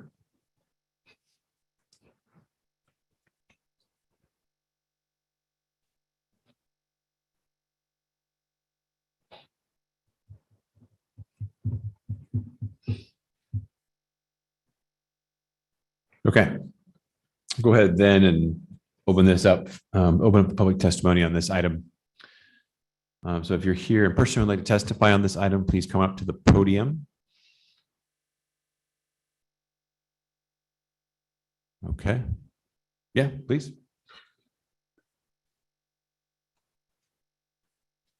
Hello, my name's Marianne McElhose, and our property is adjacent to the southwest corner at 10262 Countryman Drive. And I don't have a rebuttal, I just have a question. When you brought up the fact that the east side, I believe, is what they were talking about. We're on the west side, and what is going to be planted there, because we have the same differential of elevation. So the second story is going to be looking down into our backyard. So I guess that would be a question. And will there be windows? Where is the position? I couldn't really tell from the drawing the position on that very far west unit. So those are just questions that I have. Okay, and we Thank can you. answer questions right now. We'll address that. Thank you. Anyone else like to testify? Okay, let's go ahead to the folks online. Looks like we have one hand up. Miss Melissa iPhone. So my name is actually Craig Heath. I am here with Melissa Walters. We are the homeowner. I'm what I would say is directly next to the west side of the property line at 10235 West Sutherland Drive.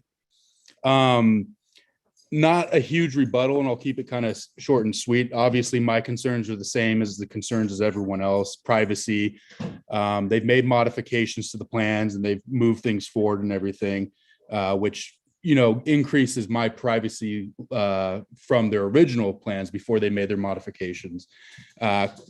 Suggestions that I might have, just like my neighbor to the east, is possibly on those side bedrooms, putting those upper horizontal elevation windows, just increasing our privacy as well as whoever decides to purchase one of those townhomes. And then a second concern that we have, obviously traffic. I mean, we are going to be the most directly affected by the amount of cars coming in and out of what I've considered, since I bought this house a little over a year ago, a parking lot to Spring Creek.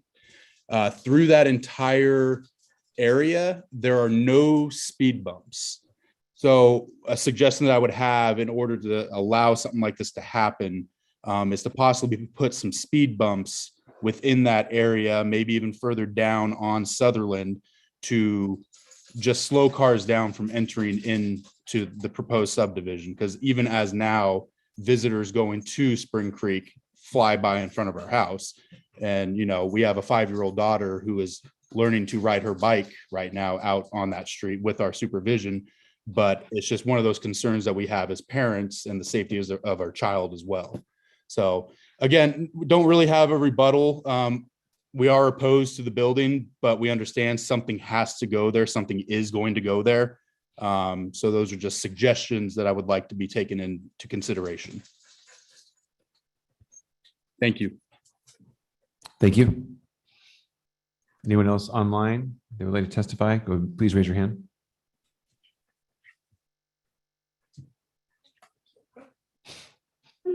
Okay, Mr. Mappy. Hi. Thanks, guys. Yeah, I'm the resident to the east there that submitted that testimony letter online, and I just wanted to make sure that when I see that it was read, and I just wanted to voice my concern again with the privacy issue on that unit 9, and I'm only wanting to get on here and make sure that the team has at least considered my suggestions in there with regards to horizontal windows and just a touch on the trees. The deciduous, my concern was that the radius of those is gonna, once those trees mature, it's gonna encroach onto my property. And so the suggestion with the evergreens was to limit that and keep privacy if those windows are to remain. So that's all I have. Okay. Thank you.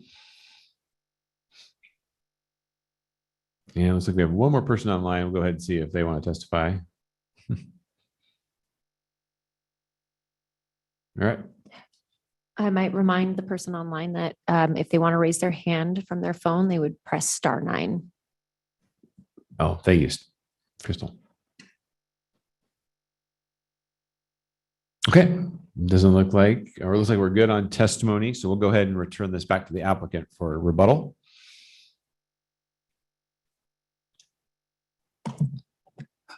Chairman, commissioners, thank you, and neighbors, thank you for showing up and voicing your concerns. A quick note on kind of privacy. It's a two-way street, so I think it is going to be, it's not people staring at their windows, looking in people's backyard. But that said, I think there's validity to it, and I think we're happy to look at doing a landscape plan within the conditions of approval. If that's something that kind of sways the jury or the judge here. I am biased that I do like maples a little bit better than junipers and things like that. I just think they're a nicer looking tree, but that's a bias. I think at the end of the day, that's that. In terms of traffic, I think David said it well in terms of there's five vehicles peak times. I do think the traffic's limited. But I think that, again, what's nice about what's coming here is that these are going to be neighbors. These are going to be homeowners. These are going to be people that have accountability to their neighborhood. And I think people that have accountability to their neighborhood drive like it's their neighborhood. So I think that's that one. I think that's pretty much it. So thank you for your time. Thank you. Okay, we'll go ahead and bring these items back before the commission to render a decision. We have two items before us, gang. So we have PUD and then the sub. So we could pick them up one at a time or do them together. It's up to you all. Let me know how you want to handle it.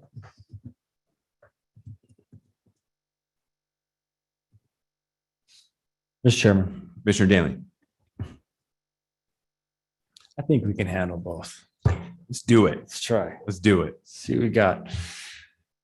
Okay, I make a motion that item number 6, specifically PUD 23-03, the modification to the conditional use permit be approved, and that SUP 23-06, the preliminary plat for the residential subdivision, recommend approval with the additional condition that the planting schedule include evergreen trees along the eastern and southwestern property lines.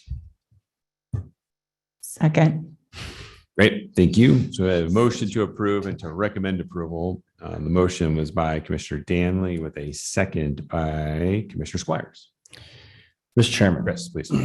I think this is frankly pretty easy in terms of how does it fit? Well, we have a retirement community townhomes into single family. It's a pretty awesome transition.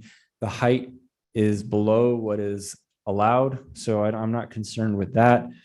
The parking, there's 2 garage parkings and 2 on the apron. That's 4 per home, so I'm not concerned with that. The street, I'm sensitive to, pass-through traffic, but in this particular instance, that street is relatively short, at least that accesses the property. So I don't think that I don't see a need for traffic calming, at least on that particular street segment. So at that point, the only thing I'm left with really is the privacy issue. And to me, I don't want to sit there and tell you exactly what to plant, where to plant. That's not our job. But I do think at least codifying the evergreen versus the conifer is important. And so, and I think it respects the neighbors in their existing homes and their privacy. So for those reasons, I'll be in support of my own motion. I keep doing that. Well said. Thank you. Thanks, Chris. Mr. Chair, Mr. Squires. I echo everything that Commissioner Danley said, and I just wanted to say thanks to the developer for the willingness to being a good neighbor. And thank you again to the neighbors for showing up and sharing your concerns. And we don't get these happy endings very often. So thank you. Any other discussion? Okay, I'll sign off real quick. Be in support of the motions. Thank you to the folks that testified tonight. Thank you to the development team for being flexible with the comments. I do agree with your summary that where your first iteration of the site plan, this is a great improvement in many ways. And so I appreciate your thought and the care to blend this in with the surrounding neighborhood. So well done there. Yeah, I agree with Commissioner Danley. I don't think it's our job to dictate exactly what plant goes where at this level. So yeah, please, when you move into design review, just make sure you address, I think, those comments about the planting plan and the privacy, and probably work with the neighbors to some degree on making sure that we get to that happy ending that Commissioner Squires referenced. So appreciate your effort here. Okay, again, PUD 23-3, SUB 23-6. Recommending approval, and the motion by Commissioner Danley with second by Commissioner Squires. Will the clerk please call the roll? Stitt, Aye. Schaefer, Aye. Squires, Aye. Blanchard, Aye. Spinbrook, Aye. Danley, Aye. all in favor, motion carries. Thank you. All right. Looks like last item tonight is item number 7, PUD 23-1 and CVA 23-7, Pivot North Architects at 60 North Cole Road. This is a conditional use permit for a planned residential development comprised of 200 multifamily units and a height exception on 2.5 acres in a C2D zone. There's also a variance request to exceed the residential floor area ratio. And we're going to hear from staff first. David Mosier again. Thank you, Mr. Chair, members of the commission. The applicant is proposing a conditional use permit for a planned unit development comprised of 200 dwelling units and a height exception on 2.5 acres located at 60 North Cole Road in a C2D zone. A variance to exceed the residential floor area ratio of the C2 zone is also included. As you can see from the aerial photograph, the property is located at the intersection or near the intersection of Cole and Franklin Roads with a railroad right-of-way along the south property line of the site. The neighborhood contains a mix of commercial, civic, and industrial uses. In addition, the property is located less than a quarter mile from a regional activity and employment center, which is the Boise Town Square Mall, with public transit routes adjacent to the property. The development is comprised of a 80-foot, 9-inch tall, 7-story building containing 200 dwelling units with structured parking and amenities that include pool, patio, elevated open space. The project density is 80 units per acre, and a height exception is also requested. The proposed density and building height are substantially greater than any other development currently within the area. However, the additional bonus for diverse and affordable housing ordinance allows for the proposed density, allows for building heights of 55 feet, and 20% parking reduction since the project provides 68 affordable dwelling units at 80% AMI. And it is located in a C2 zone and adjacent to a regional activity center, which is the mall. A 12-foot wide public pathway along the railroad tracks and a 10-foot wide detached sidewalk with a 10-foot wide landscape buffer is proposed along Cole Road and will be constructed. In addition, the project complies with all the required setbacks and parking standards. The planning team also supports the variance request to exceed the residential FAR. The justification for this variance is the parcel configuration and the subject property's location near the mall, a regional activity center. The general purpose of the FAR is to control the mass of the building while mitigating for the intensity of the use. It was not intended to discourage the type of anticipated development within the Boise Town Square Mall Regional Activity Center or restrict the potential for affordable housing in the area.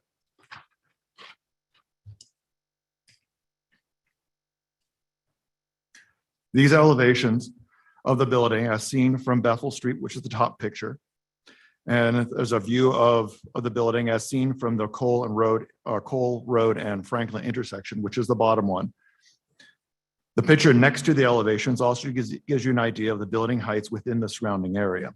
As for the height exception, the proposed building heights is greater than any other building currently in the area. The area generally consists, as you can see from the picture, of two-story buildings. However, the planning team is supportive of the height exception since the project is located in close proximity to the Regional Activity Center, which anticipates the construction of taller and larger buildings of approximately 70 feet in height. This type of development has already started with the approval of an approximately 70-foot high multifamily building located along Cole Road, about a quarter mile to the north, basically Cole and Denton. The planning team has received comments from the public expressing concerns of the proposed development. These points are generally involved around traffic and the compatibility and adverse impacts of the project in terms of the residential use. To address these, I would note, as for the traffic impacts associated with the 200 dwelling unit multifamily project, it will generate a similar amount of traffic as the existing commercial uses on site. This has been stated by the ACHD within their project report. In addition, a revised traffic analysis from the TSI report, as shown at the bottom of this page, indicates an increase of about 30 vehicle trips during the AM peak hours, and roughly about the same amount of traffic being generated during the PM peak, as noted also within the ACHD report. Also, there is capacity on Cole Road to support the project. The compatibility and adverse impacts concerns expressed by the public generally involve the development's proximity and its adverse impact on the operation of the Port of Hope halfway house located adjacent to the site. However, there are no restrictions within the Boise City Development Code or the Port of Hope's planning approval that prohibit residential uses from being located adjacent to this halfway house. As such, the planning team recommends approval of the planning development and the variance. Thank you. Okay, thank you, David. Next, we'll hear from the applicant.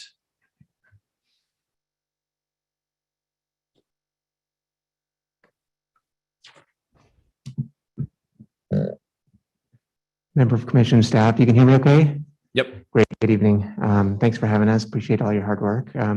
Really appreciate working with the planning staff. My name is Brian Wenzel. I'm with Pivot North Architecture. Address is 116 South 6th Street in Boise. And really excited to show our proposal here and hear what you have to say. So like I mentioned, we have worked extensively with planning staff.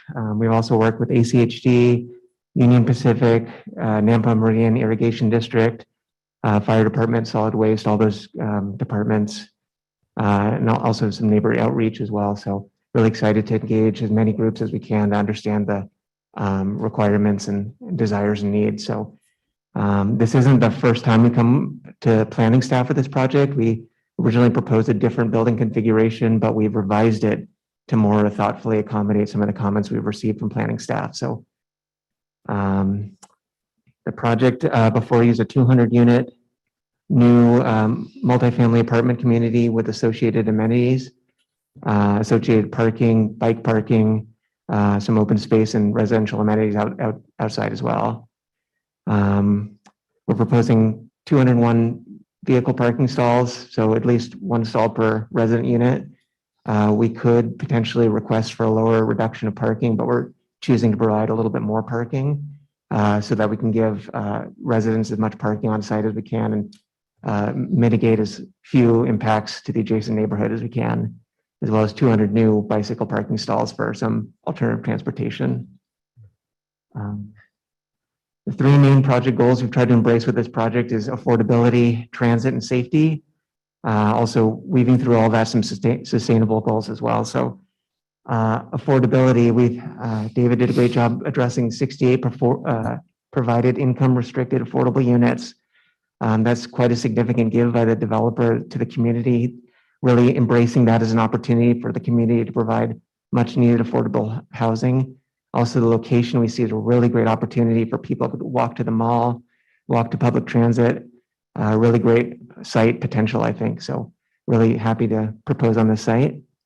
The units are proposed at 80% AMI and Consistent with the housing density bonus ordinance that's currently codified, we're providing 35% of the proposed affordable units as 2 bedrooms. So great mix among the units. As far as transit, David and the team mentioned that the project's within half a mile of at least 8 bus lines and the future regional rail line that's planned. There's more than 200 bike parking stalls that are proposed to encourage alternative transportation. Hopefully that'll reduce some of the some of the traffic concerns as well. And we're adjacent to a future public pathway that we're proposing to the south. So really anticipate that could be another way to encourage folks to circulate from this site to other places. And then a safety, there's currently 2 site accesses to the commercial development at 60 North Cole Road. We're proposing to reduce that to 1. That's consistent with the fire code. So we feel comfortable with what we're proposing there. Also, we have our traffic analyst on the line in case any questions result from that. And in addition to taking those number of site accesses down, we're proposing to relocate the 1 site access north. I think it's an addition of, I have it here, addition of 130 feet in greater distance from the train and from the Franklin intersection. So that alone will greatly increase the safety of that intersection. And we're encouraging folks to do right in, right out, and we'll work with ACHD and those required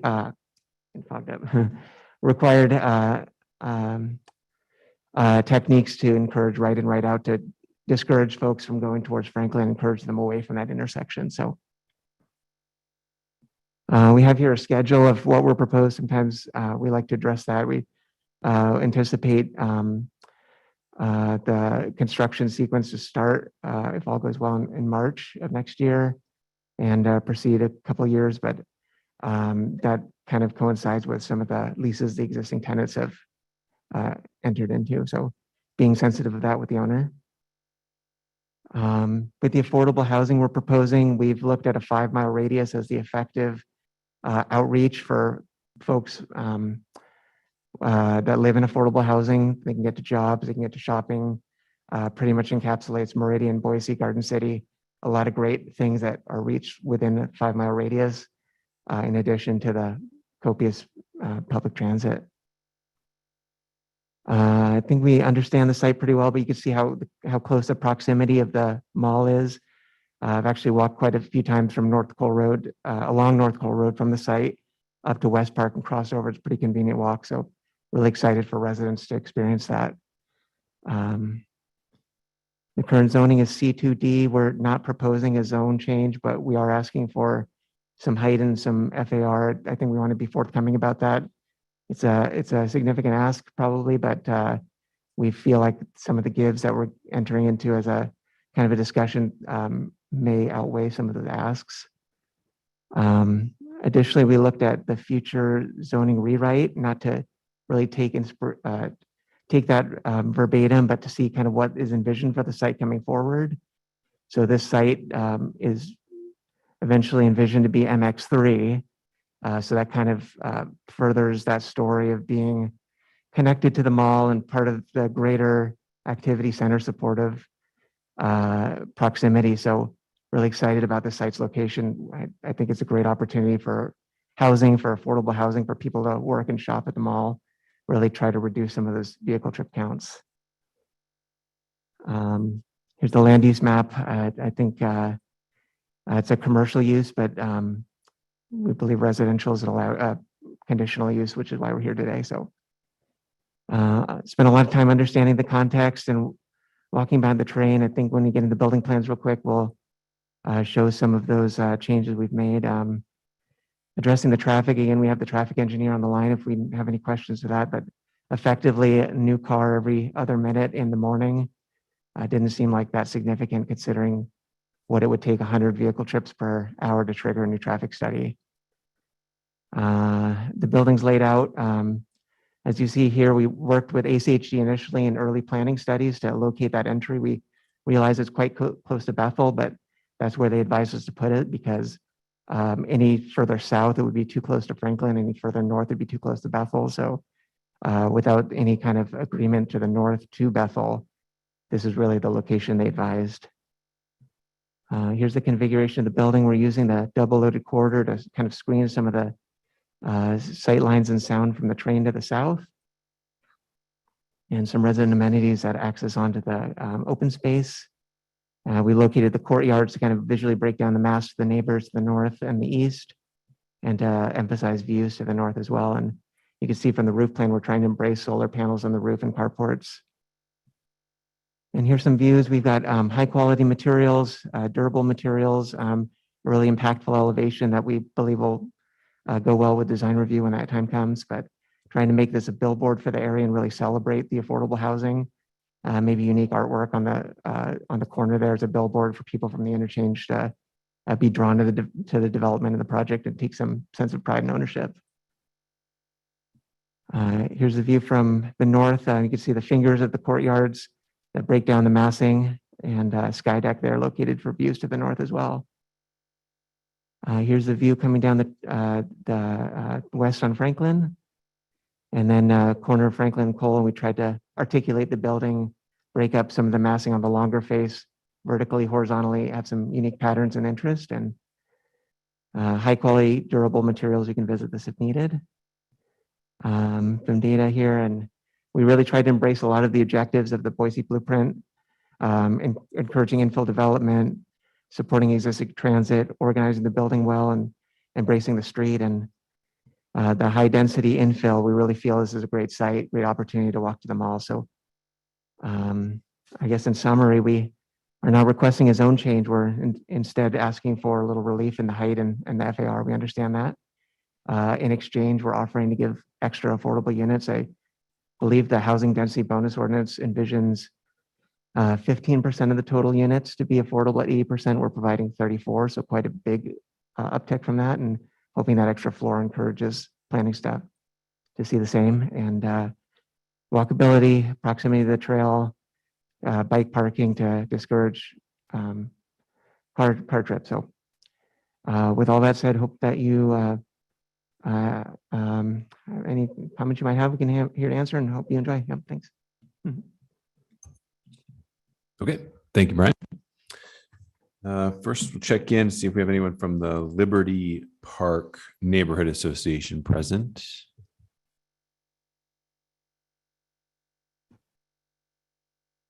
Doesn't look like that we do. Oh, it's quieter now. The rain is really loud up here on the dais. Okay, let's go ahead and bring this back for any questions. Sorry, not bring it back. Questions by the commission to staff or the applicant.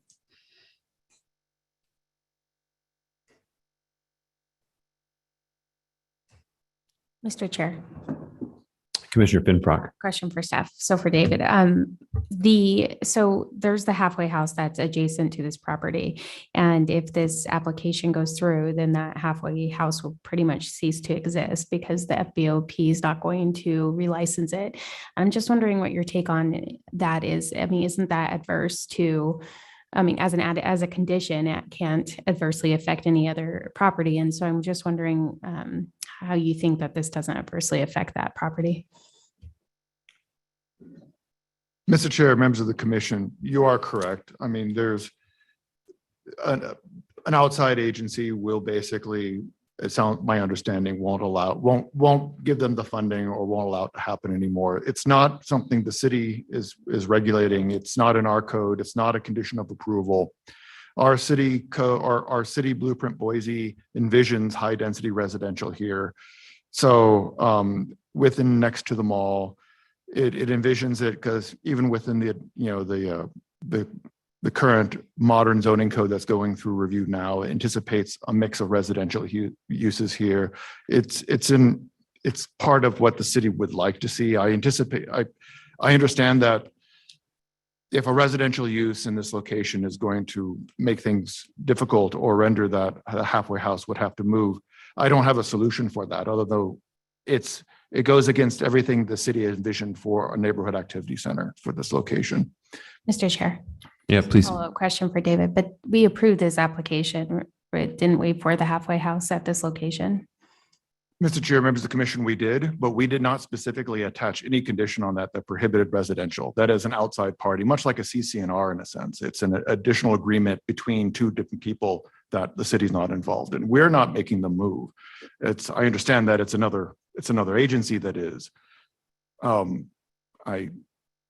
I just don't have a solution here other than, what's being proposed meets every aspect of our Blueprint Boise and the comp plan and everything that we envisioned within a regional activity center, including the affordable housing. And it's, the restriction on residential is not within our development code. It's not a condition of approval of that original PUD for the halfway house. Mr. Chair. Please. I'm sorry, David, I just have like a quick follow-up to that, but as an added condition for this approval of the application, we would have to make sure that it didn't adversely affect adjacent properties. So I guess I'm having a hard time getting there.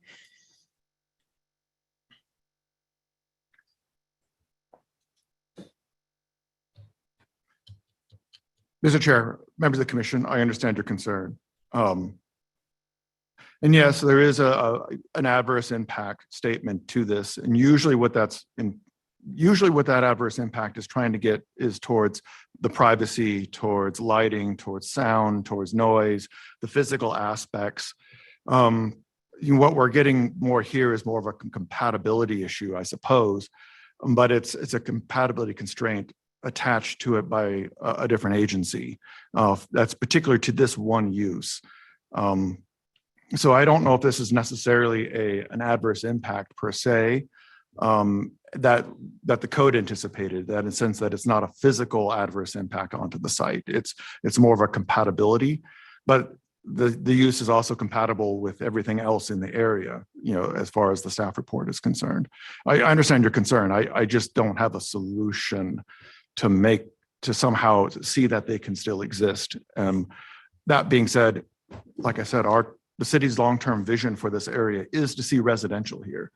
The MX3 that the modern zoning code anticipates, numerous plans in the comprehensive plan call for residential in this area. So. Okay, thank you. Mr. Chairman. Mr. Danley. I'm going to ask a question of the applicant if I can. So what is in existence today on this site is commercial operations. So I'm curious if there was any discussion had or thoughts put toward some form of modest commercial activity as part of this application, ground floor kind of thing. I think of 200 units, probably close to 500 or something residents. I'm wondering if that was ever discussed, and if not, why not?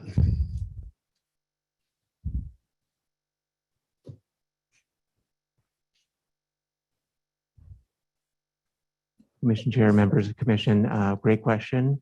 Our developers are primarily a residential developer, so they were interested first and foremost when proposing what they know and what they know works in this location. There wasn't extensive discussions as far as retail. If you refer to the ground floor plan, we're challenged with providing the amount of parking, the oddity of the triangle site, the prescription of where the entry needs to be from ACHD, and needing the residential amenities to support the project. So there wasn't a whole lot of opportunity to locate commercial. It would have to be where the bike room is, and we'd have to find a different place for that, which would take parking out, which we could do, but would impact the amount of vehicle parking we're providing. So it's kind of a lot of variables playing into that, but there wasn't extensive discussion now with commercial. We felt the mall was sufficient for providing some commercial at the moment. Okay, Mr. Chairman. So there's extensive discussion in the staff report and in ACHD's report about this potential connection to Bethel. In fact, there's even some renderings that show a connection on a site plan to Bethel. I understand that it sounded as though you engaged in a discussion with the adjacent property owner tried to get the connection to go, but it just didn't go anywhere. They just didn't agree to it. Is there any hope of that whatsoever, or is that ship just totally sailed? Mr. Chair, members of the commission, great question. There was discussion and we had laid out the plan initially, assuming that that agreement would come into place. I understand the agreement didn't happen. So I don't know, barring the two parties getting back together. My understanding is our developer would be willing to reach out, but it takes two to kind of tango in that regard. So I think we'd be open to looking at scenarios that make the project better. We're always looking to do improvements. So if there was an agreement, I suspect our developer, I can't speak 100% for them, but I suspect from what we know of them, they'd be willing to entertain it. Okay, thank you.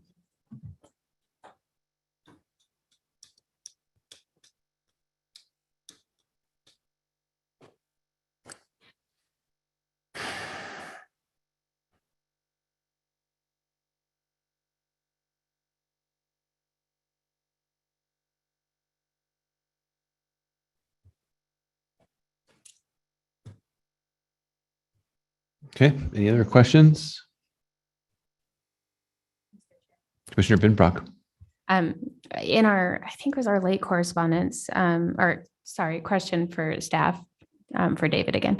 In our late correspondence, ITD, or maybe it was in our normal correspondence, and the Ada County Sheriff Office, actually both in main correspondence and our late correspondence, commented that they were concerned about the traffic congestion along Cole. And I was just wondering if you could speak to that and just maybe like go over the issues that you discussed and why it wouldn't be a concern at this point. Mr. Chair, members of the commission, I believe that, well, at least to address Ada County Sheriff, they did submit a letter initially with the report expressing concerns with traffic and the development in general. I think the applicant had numerous, or at least had conversations with them and explained kind of the situation and the amount of traffic that's being generated in the traffic impact statement and study, I should say. Based on the ACHD report and their revised traffic impact study that had the 200 units, the project is generating a similar amount of traffic as the original development in terms of PM peak. There's a slight increase, I think, during the AM peak hours, but roughly, I think about 30.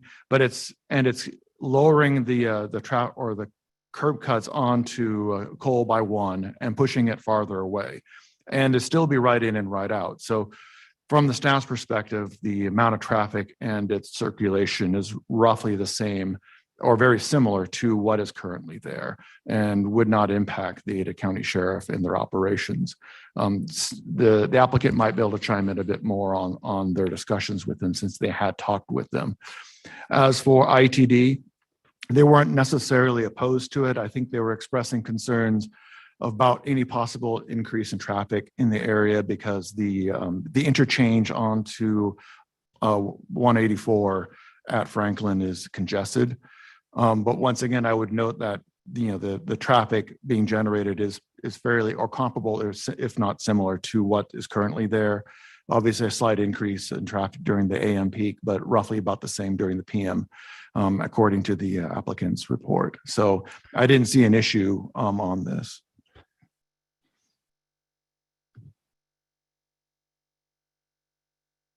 Mr. Chair, quick point of order. Yeah, please go ahead. I don't think it's been discussed, so I think it's worth mentioning, just for the sake of the discussion, on the bottom of page 396, which is the PDF. In the ACHD staff report under 3B, under the site-specific conditions, number 4 specifically, also requires the applicant to install candles, reflective candles in the median, in the gaps between the existing median that's out there now to further prevent left-hand turns coming into or out of, because we know, unfortunately, not all right in, right out always works. So just a point on that is to the attempt and requirement to further minimize that turning movement.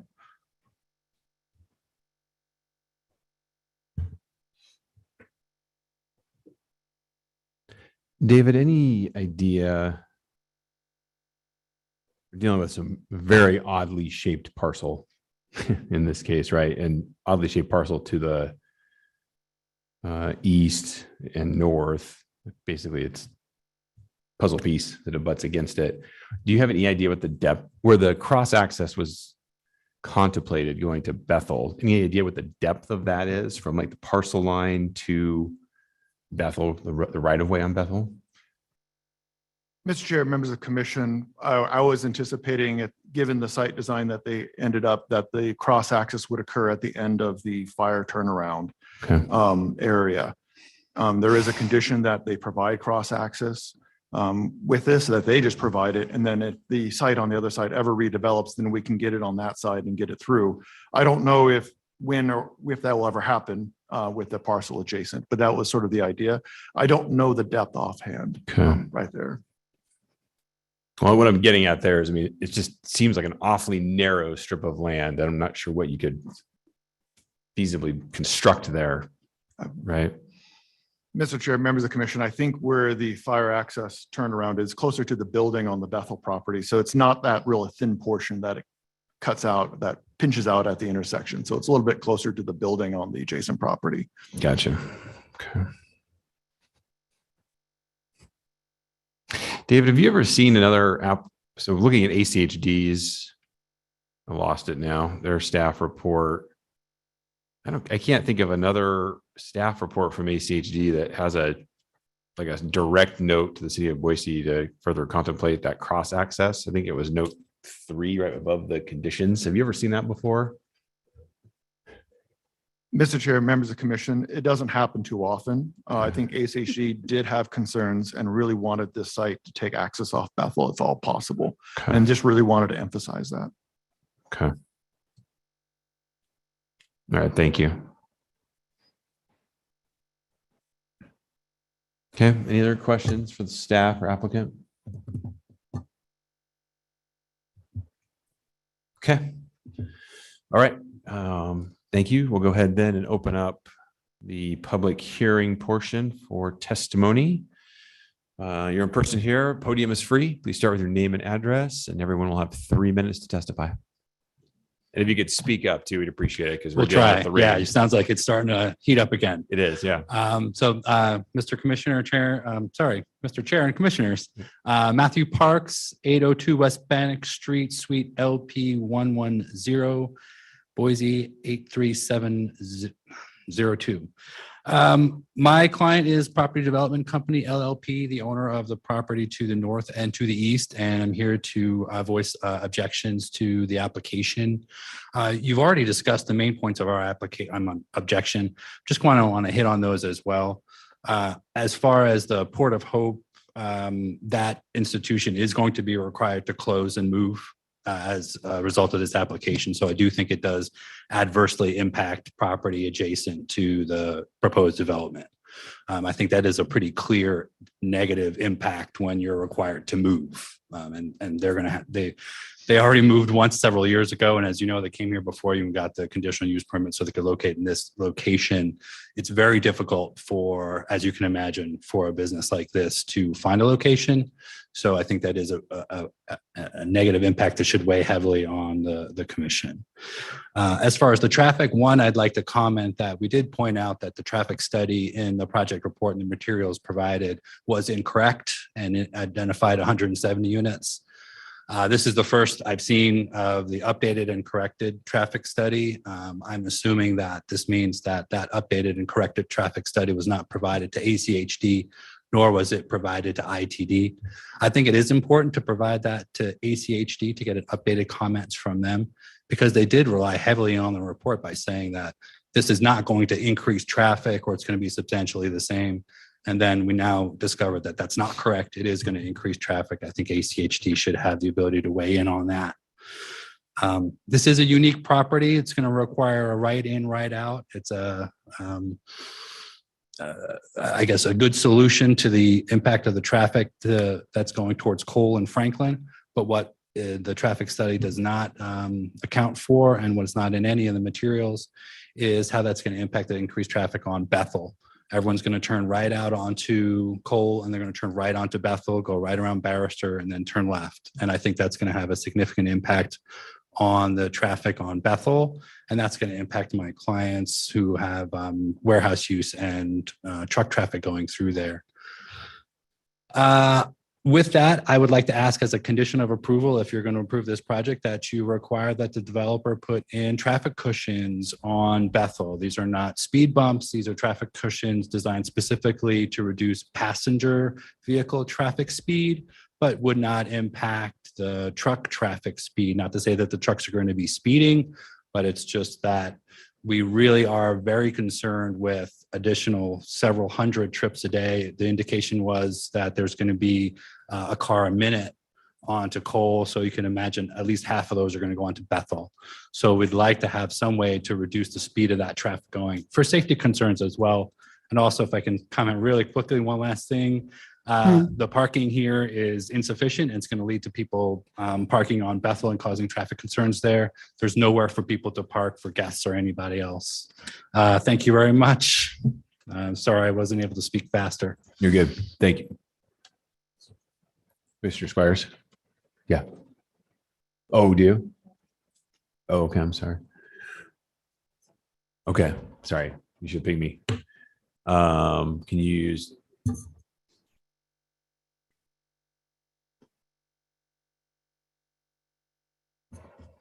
I know we're in testimony. We might need to take a quick 5-minute break. If that's okay. Staff, we're good with that. Take a quick 5-minute break. Okay. Sorry about that, folks. Thank you. We'll be back in 5. Okay. We'll bring this back. We got all the commission back up here. We got staff back. So we'll proceed with, we were in testimony. So we'll pick that back up, right? With testimony here with folks that are in person.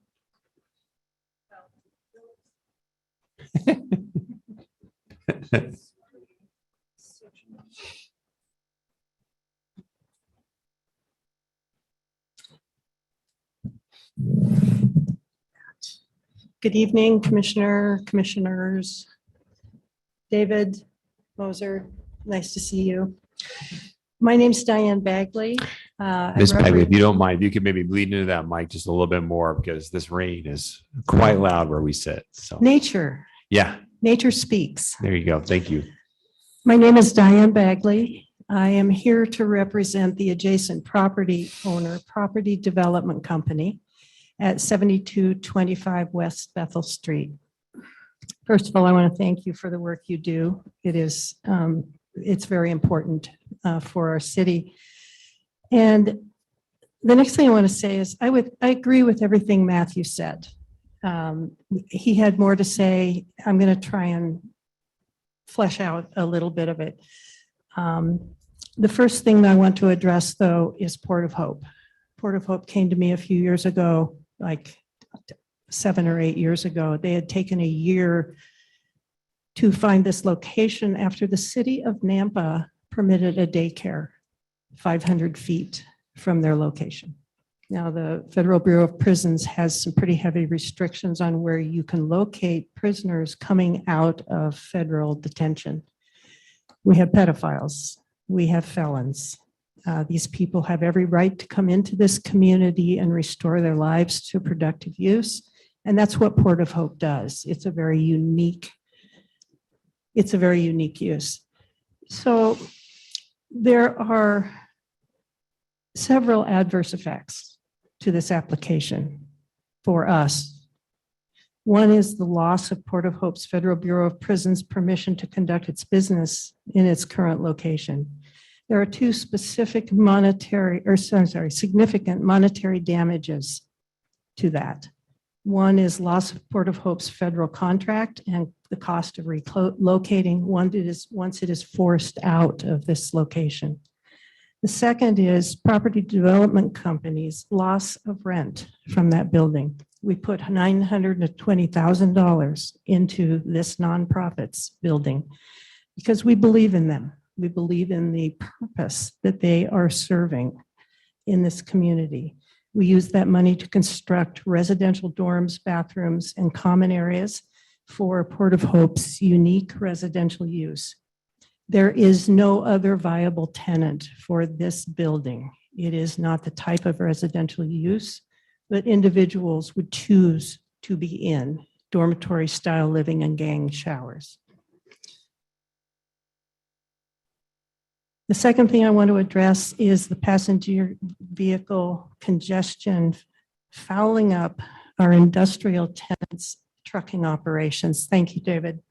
I'm just going to use the little nice screen pointer here. So traffic coming out of the apartments cannot go south.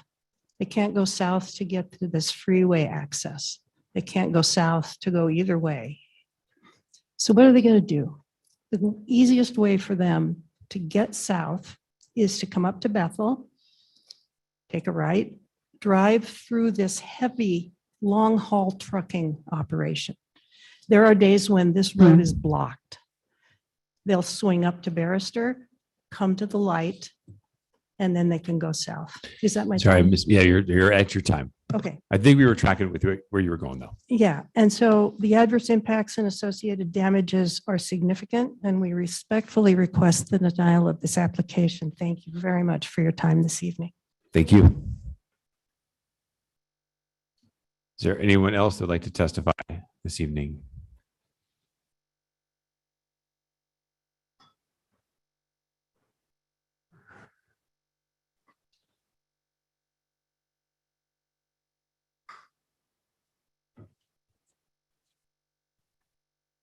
I'm Katie Bagley, 2911 Polly Court, Boise 83704. David, council and commission, I deeply appreciate all the time that you've been spending through the years helping Boise and the entire community, especially with affordable housing, increased housing. As a volunteer with the Idaho Hunger Summit for years, distribution of onions to 15 food ministries, we've seen the needs through the years. And so you are deeply appreciated. Increasing housing is of utmost priority, in which I commend each of you outstanding efforts to integrate into our community. The needs cannot be ignored. My greatest concern is how traffic has a dangerous potential for pedestrians in the very intersection of impact, Franklin, Cole Road, and the railroad tracks. If the new residents of the proposed 200 apartments choose to go green, I commend these efforts. Without the addition of the apartment residents, walking on these connecting streets with a right in, right out access has potential danger without them. As a person there also using a bicycle and with children through the years,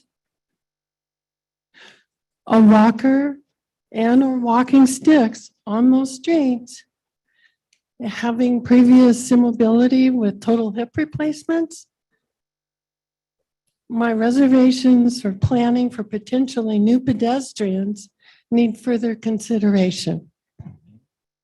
As a daughter of a railroad engineer who was one of the first responders to railroad accidents, safety was always first, whether it's Boise Valley or the UP.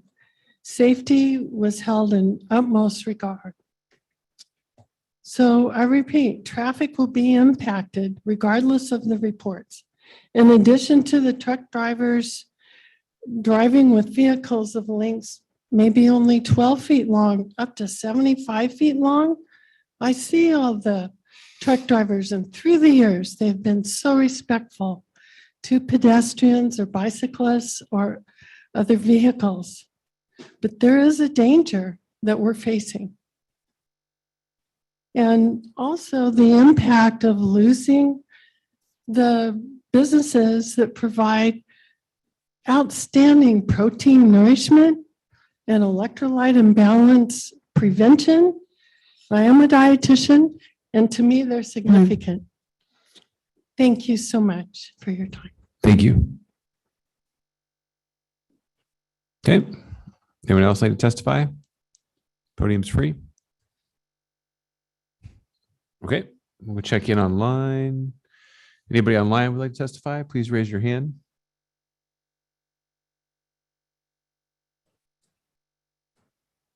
Okay. Go ahead and close the public testimony. Have the applicant back up for rebuttal at this point.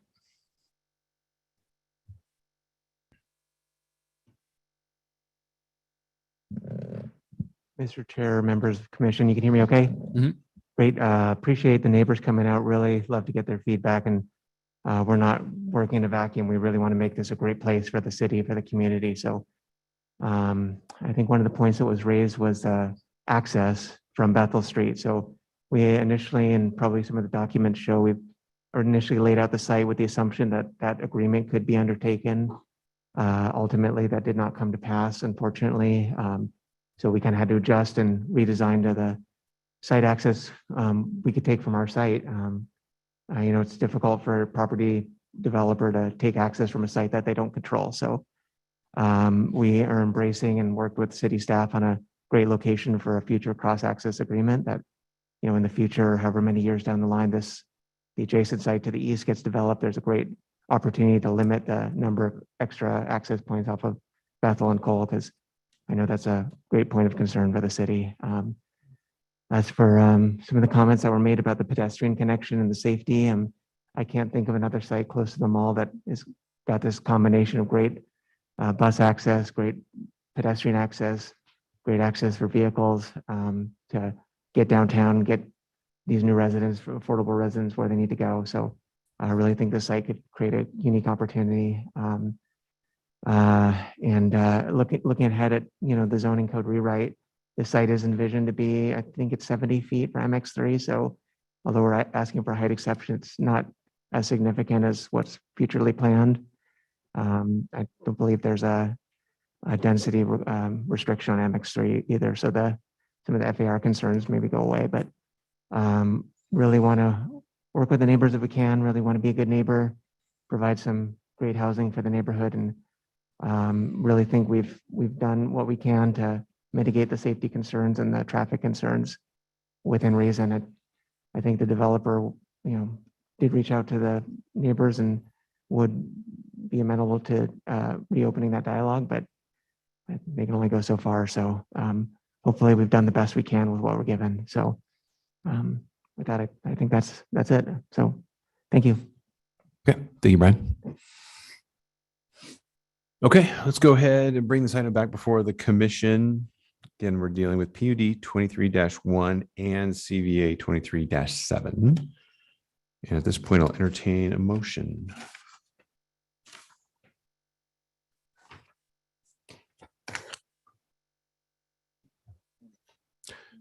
Or maybe some discussion. Mr. Chair. Go ahead, Commissioner Danley. If this is not allowed, then please obviously strike me down. But a point of inquiry as a clarification of a specific term of condition from the ACHD staff report. I need to make sure I understand the math.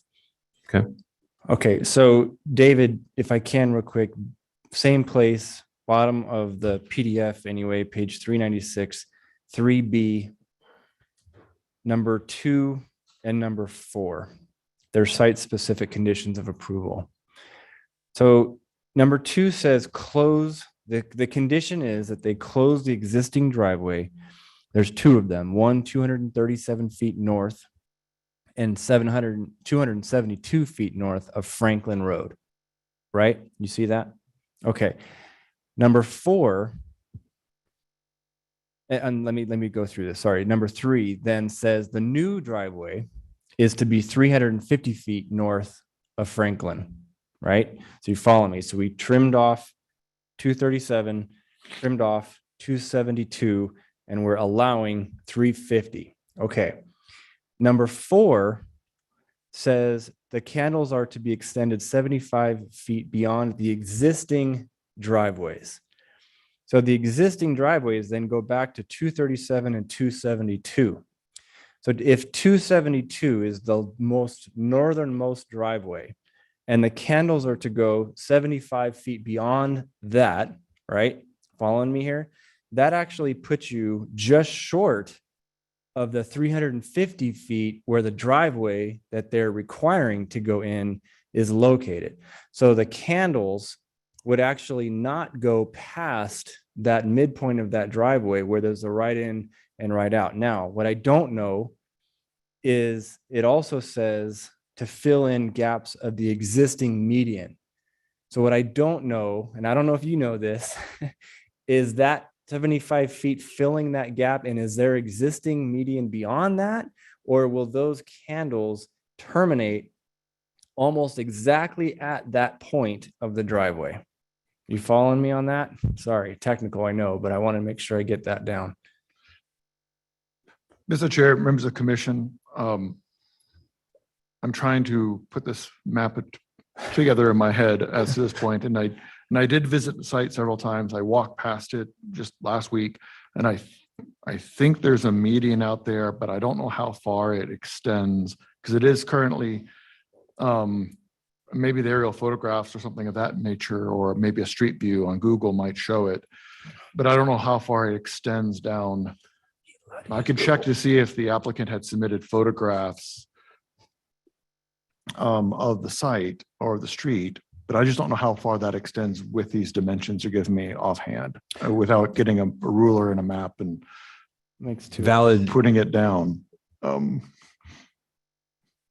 Thank you, David. I think certainly valid questions. I think I just would remind Commissioner Danley that we will have a design review application to follow, right? If assuming this moves forward beyond us and city council.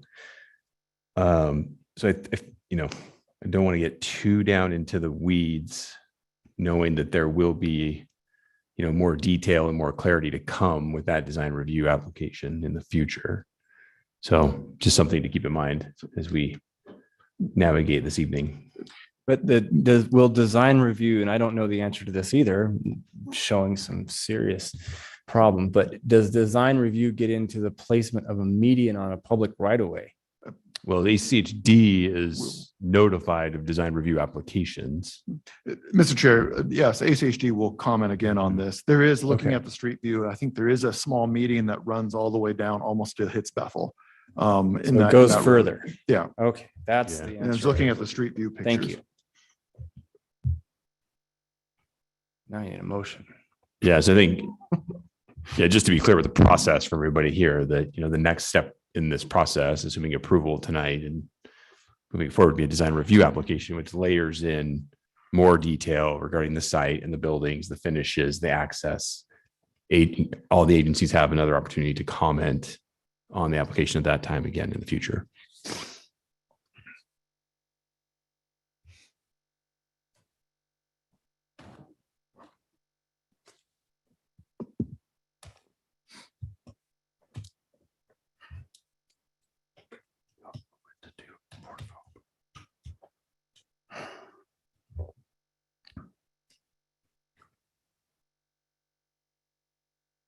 Okay.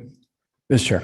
Mr. For Dan. the sake of discussion, Okay. let's make a motion, at least we'll go from there. Okay. So I'll make a motion that item number 7, PUD 23-01 and CVA 23-7 both be approved with the terms and conditions in the staff report.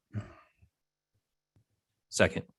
Okay, thank you. I have a motion to approve by Commissioner Danley with a second by Commissioner Blanchard. Chris, you want to start with some discussion? Yeah, so, okay, there's three things. One, I'd love to see a market, a small market, and I'm not even suggesting a public market. I can go stay at a hotel and buy some Pringles, right? I've got 500 people who are going to be living here. It'd be awesome to trip capture by having some sort of even a co-op type of arrangement on the ground floor that has some basic amenities that we know people are going to need. I think that would be a wise thing to explore. It's not part of the application, but I would encourage you to think about that because that further gets into the traffic component of things. So on the traffic component of things, this is where it gets really interesting. We have 2 existing driveways now. We have commercial use, which typically is more of a generator of traffic than residential. Both of those are going to be stopped and or prevented and a new one in with a right in, right out. The residential traffic it is a different beast in the way that it does. That's what I do for a living, sir.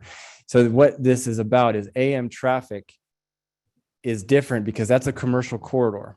In a commercial corridor, the hours of operation are going to be more PM based. So that AM I'm not concerned with. The trip generation that comes in the PM is a different animal because it's actually less than what's coming in there now. What I'm concerned about, I don't think I heard anybody say this, however, is the right out that might head north that actually wants to come south. I don't know that they'll go to Bethel. I think what they'll do is they'll cross to the Furniture Row and come around behind the building and come back to Cole, because that's the quicker route. That's the straighter route. It's much easier than going clear around. So that's a concern. But my bigger concern is the Port of Hope. And I'm looking for help from my fellow commissioners on this, because I do think we need a condition somehow for the applicant to work with Port of Hope if a relocation is to come about. But the problem is that's not a certainty. This isn't like what we've had recently with Arbor Village, where we have an existing population that is absolutely going to be moved by the new population moving into the building. This is an uncertainty, but for all intents and purposes, it sounds like it's certain.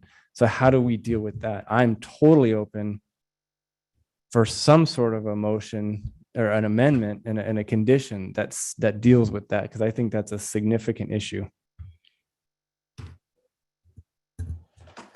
Thank you, Commissioner Danley. Okay. Mr. Chair. Commissioner Blanchard, please. Boy, well, I guess I can speechify a little bit since Commissioner Danley went where I was going as well.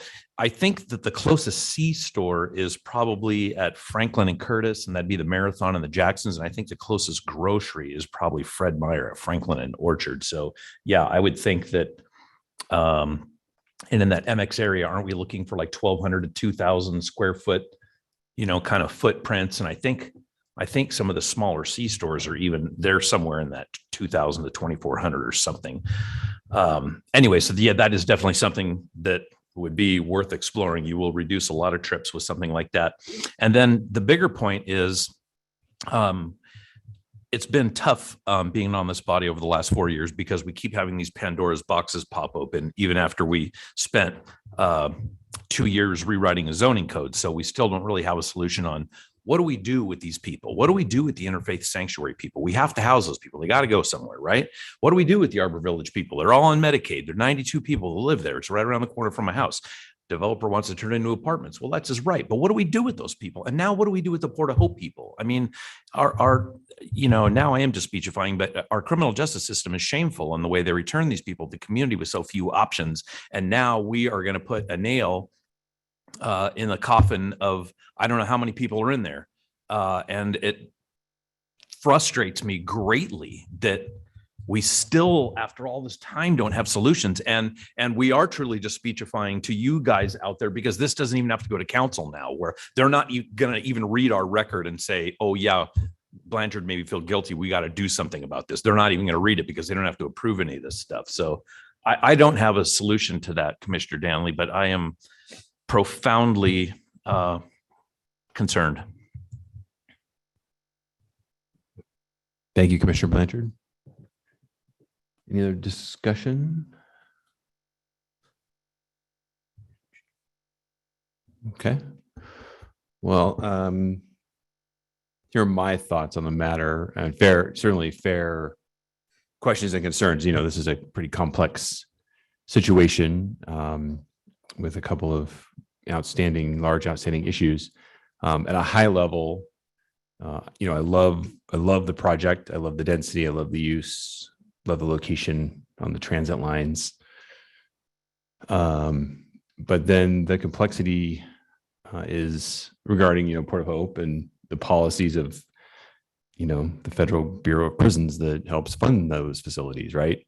So here we are with the land use body, trying to shape and develop this Boise for the future and in the new code. But we have one other agency with a policy that doesn't jive so much with the vision of the city, right? So I'm not sure really how to rectify those two competing issues. Unfortunately, it's probably, this is probably the first example of the conversation we have in the future, probably several times over, as the new code gets enacted, right? And things sort of shift in the city. And the cities evolve over time, right? I mean, this is a natural evolution of a city. So this is in my mind, an appropriate place for density. The proposal fits with the comprehensive plan. It fits with the forthcoming new zoning code. As far as density is concerned, we're picking up some affordable units. And I appreciate the developer making that effort to do that. The height variance request is large when you consider the zone today, but not that large when you consider the zone that's going to become. Okay. So, our job up here is to sort of wade through all these issues, and some of these things are subjective to some degree. And I guess I'm leaning towards, an approval here. And I sympathize with Port of Hope. But I don't see how the land use body making decisions for Boise in the future can be driven by another outside agency's policy about how they locate their facility, right? Cities evolve over time. I think policies can also evolve over time too, for that matter. So that's kind of where I'm coming down with it right now. I agree with the Chris's about, so maybe some C-store, some other, commercial use of some type in the amenity space of the building. I think that's a great idea. As far as like the location goes, I think it's a total win though. You got services nearby, you got transit nearby. I would like to see some height in this area too. It's a former, not former, but it's an industrial zone that I think could use some redevelopment and maybe some new life. And it's on the corridor. And again, it jives with our comprehensive plan and the forthcoming zoning code. Mr. Chair. Mr. Stead. Yeah, this is so hard. This feels like such a commonality for us now that we're making a decision about displacing our most vulnerable population. And I said earlier today to somebody, I don't want planning and zoning should never be like surprises for a developer by the time they come to our meetings.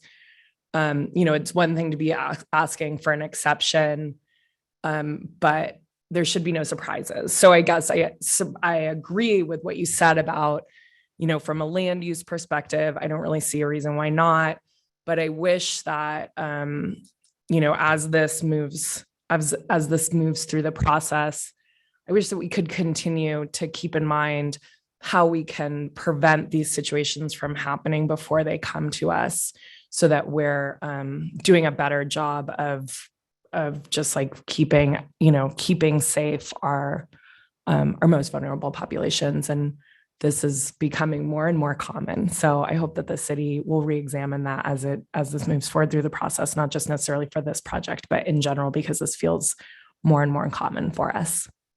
Yeah, absolutely. Well, I think a key point there to keep in mind too is that, if it's not this project, there's another project in the pipeline to come to this parcel that's probably going to have residential on it, right? So Port of Hope's location is unfortunate in that it's now, as things play out, you would assume some sort of residential would have to be nearby there, right? If the city's comprehensive plan and the new zoning code are enacted, unfortunately, Port of Hope is not located in a convenient location any longer, right? Sure. Commissioner Danley. Ask a question of legal, but I want to make sure if Commissioner Squires or Finfrock have any comments first. No, I think you guys said, oh, sorry, Mr. Chair. You're good. Go ahead, Janelle. I think you said it. I mean, everybody had pretty good comments. And I think I kind of went over that with staff during the question and answer. I think we're all at the same point where we're just really wish we could do something. Our hands seem a little bit tied here with some of these applications. Like you said, once this one goes through, there'll be another one. I'm not really sure what to do at this point. And Mr. Chair. Mr. Squires. I would agree. I am just gut wrenched. I have been ever since reading this weekend. And this is a vulnerable population. And I agree, it's a great project. I mean, this is exactly what we want to see, except we do want some commercial services, that just a bodega or something. I wish I understood, and it's not our place to, but I do wish I understood how all of this worked a little bit better to maybe come up with a solution for everybody. But I don't have all the answers, and we're not in a position to be able to have that dialogue this evening. I think we're in a tough place, and I wish there were other means in front of us to be able to find a compromise. But I'm sad for the decision that will likely be made tonight in terms of the impact it will have on that community. Thank you, Commissioner Squires. Commissioner Danley, you had a question, I think, for legal or? Yeah, I'm wondering if I could phone a friend here. Mhm. So I'm curious for a legal opinion to help us at least on this. The question, I hope I frame this correctly, but does this body have the authority to condition an application for approval to assist in relocation services of an adjacent private entity that would result from an indirect action of this commission?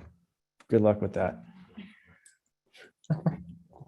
Mr. Chair, Commissioner Danley, I think that in examining the components of the question, that perhaps that answer becomes a little bit more apparent with respect to the land use authority and how you all can decide a conditional use permit. And, in looking at this, or excuse me, the PUD, that you always have to keep in mind with respect to what can amount to an exaction, what can amount to a taking.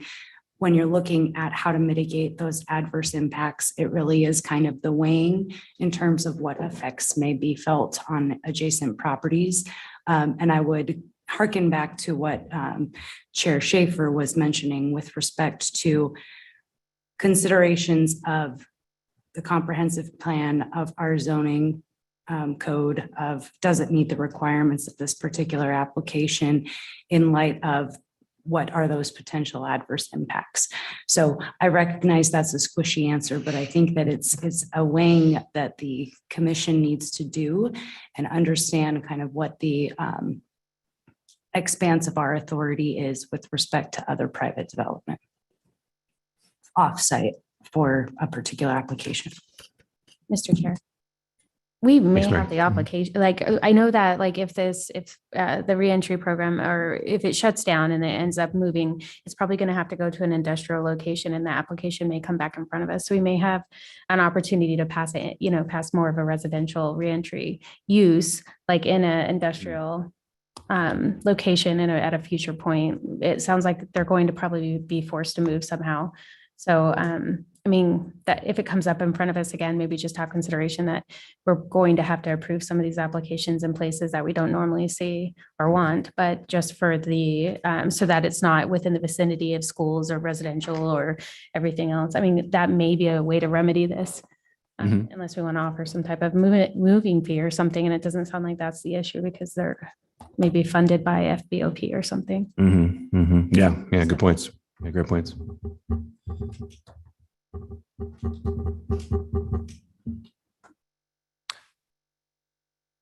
Well, I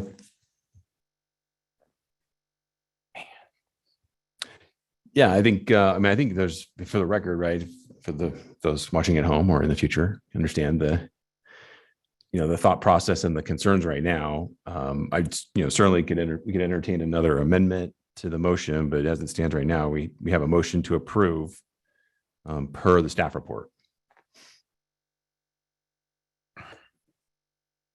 Gosh dang.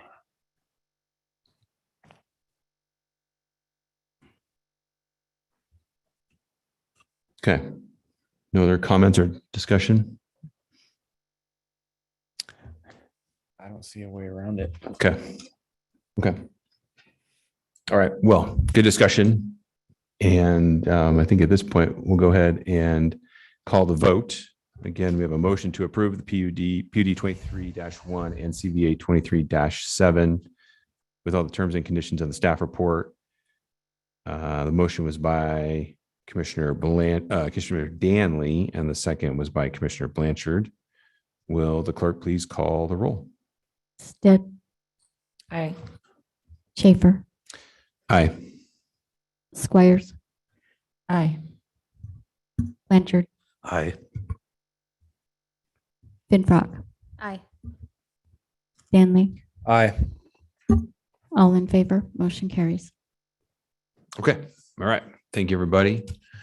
Good night, and we are adjourned.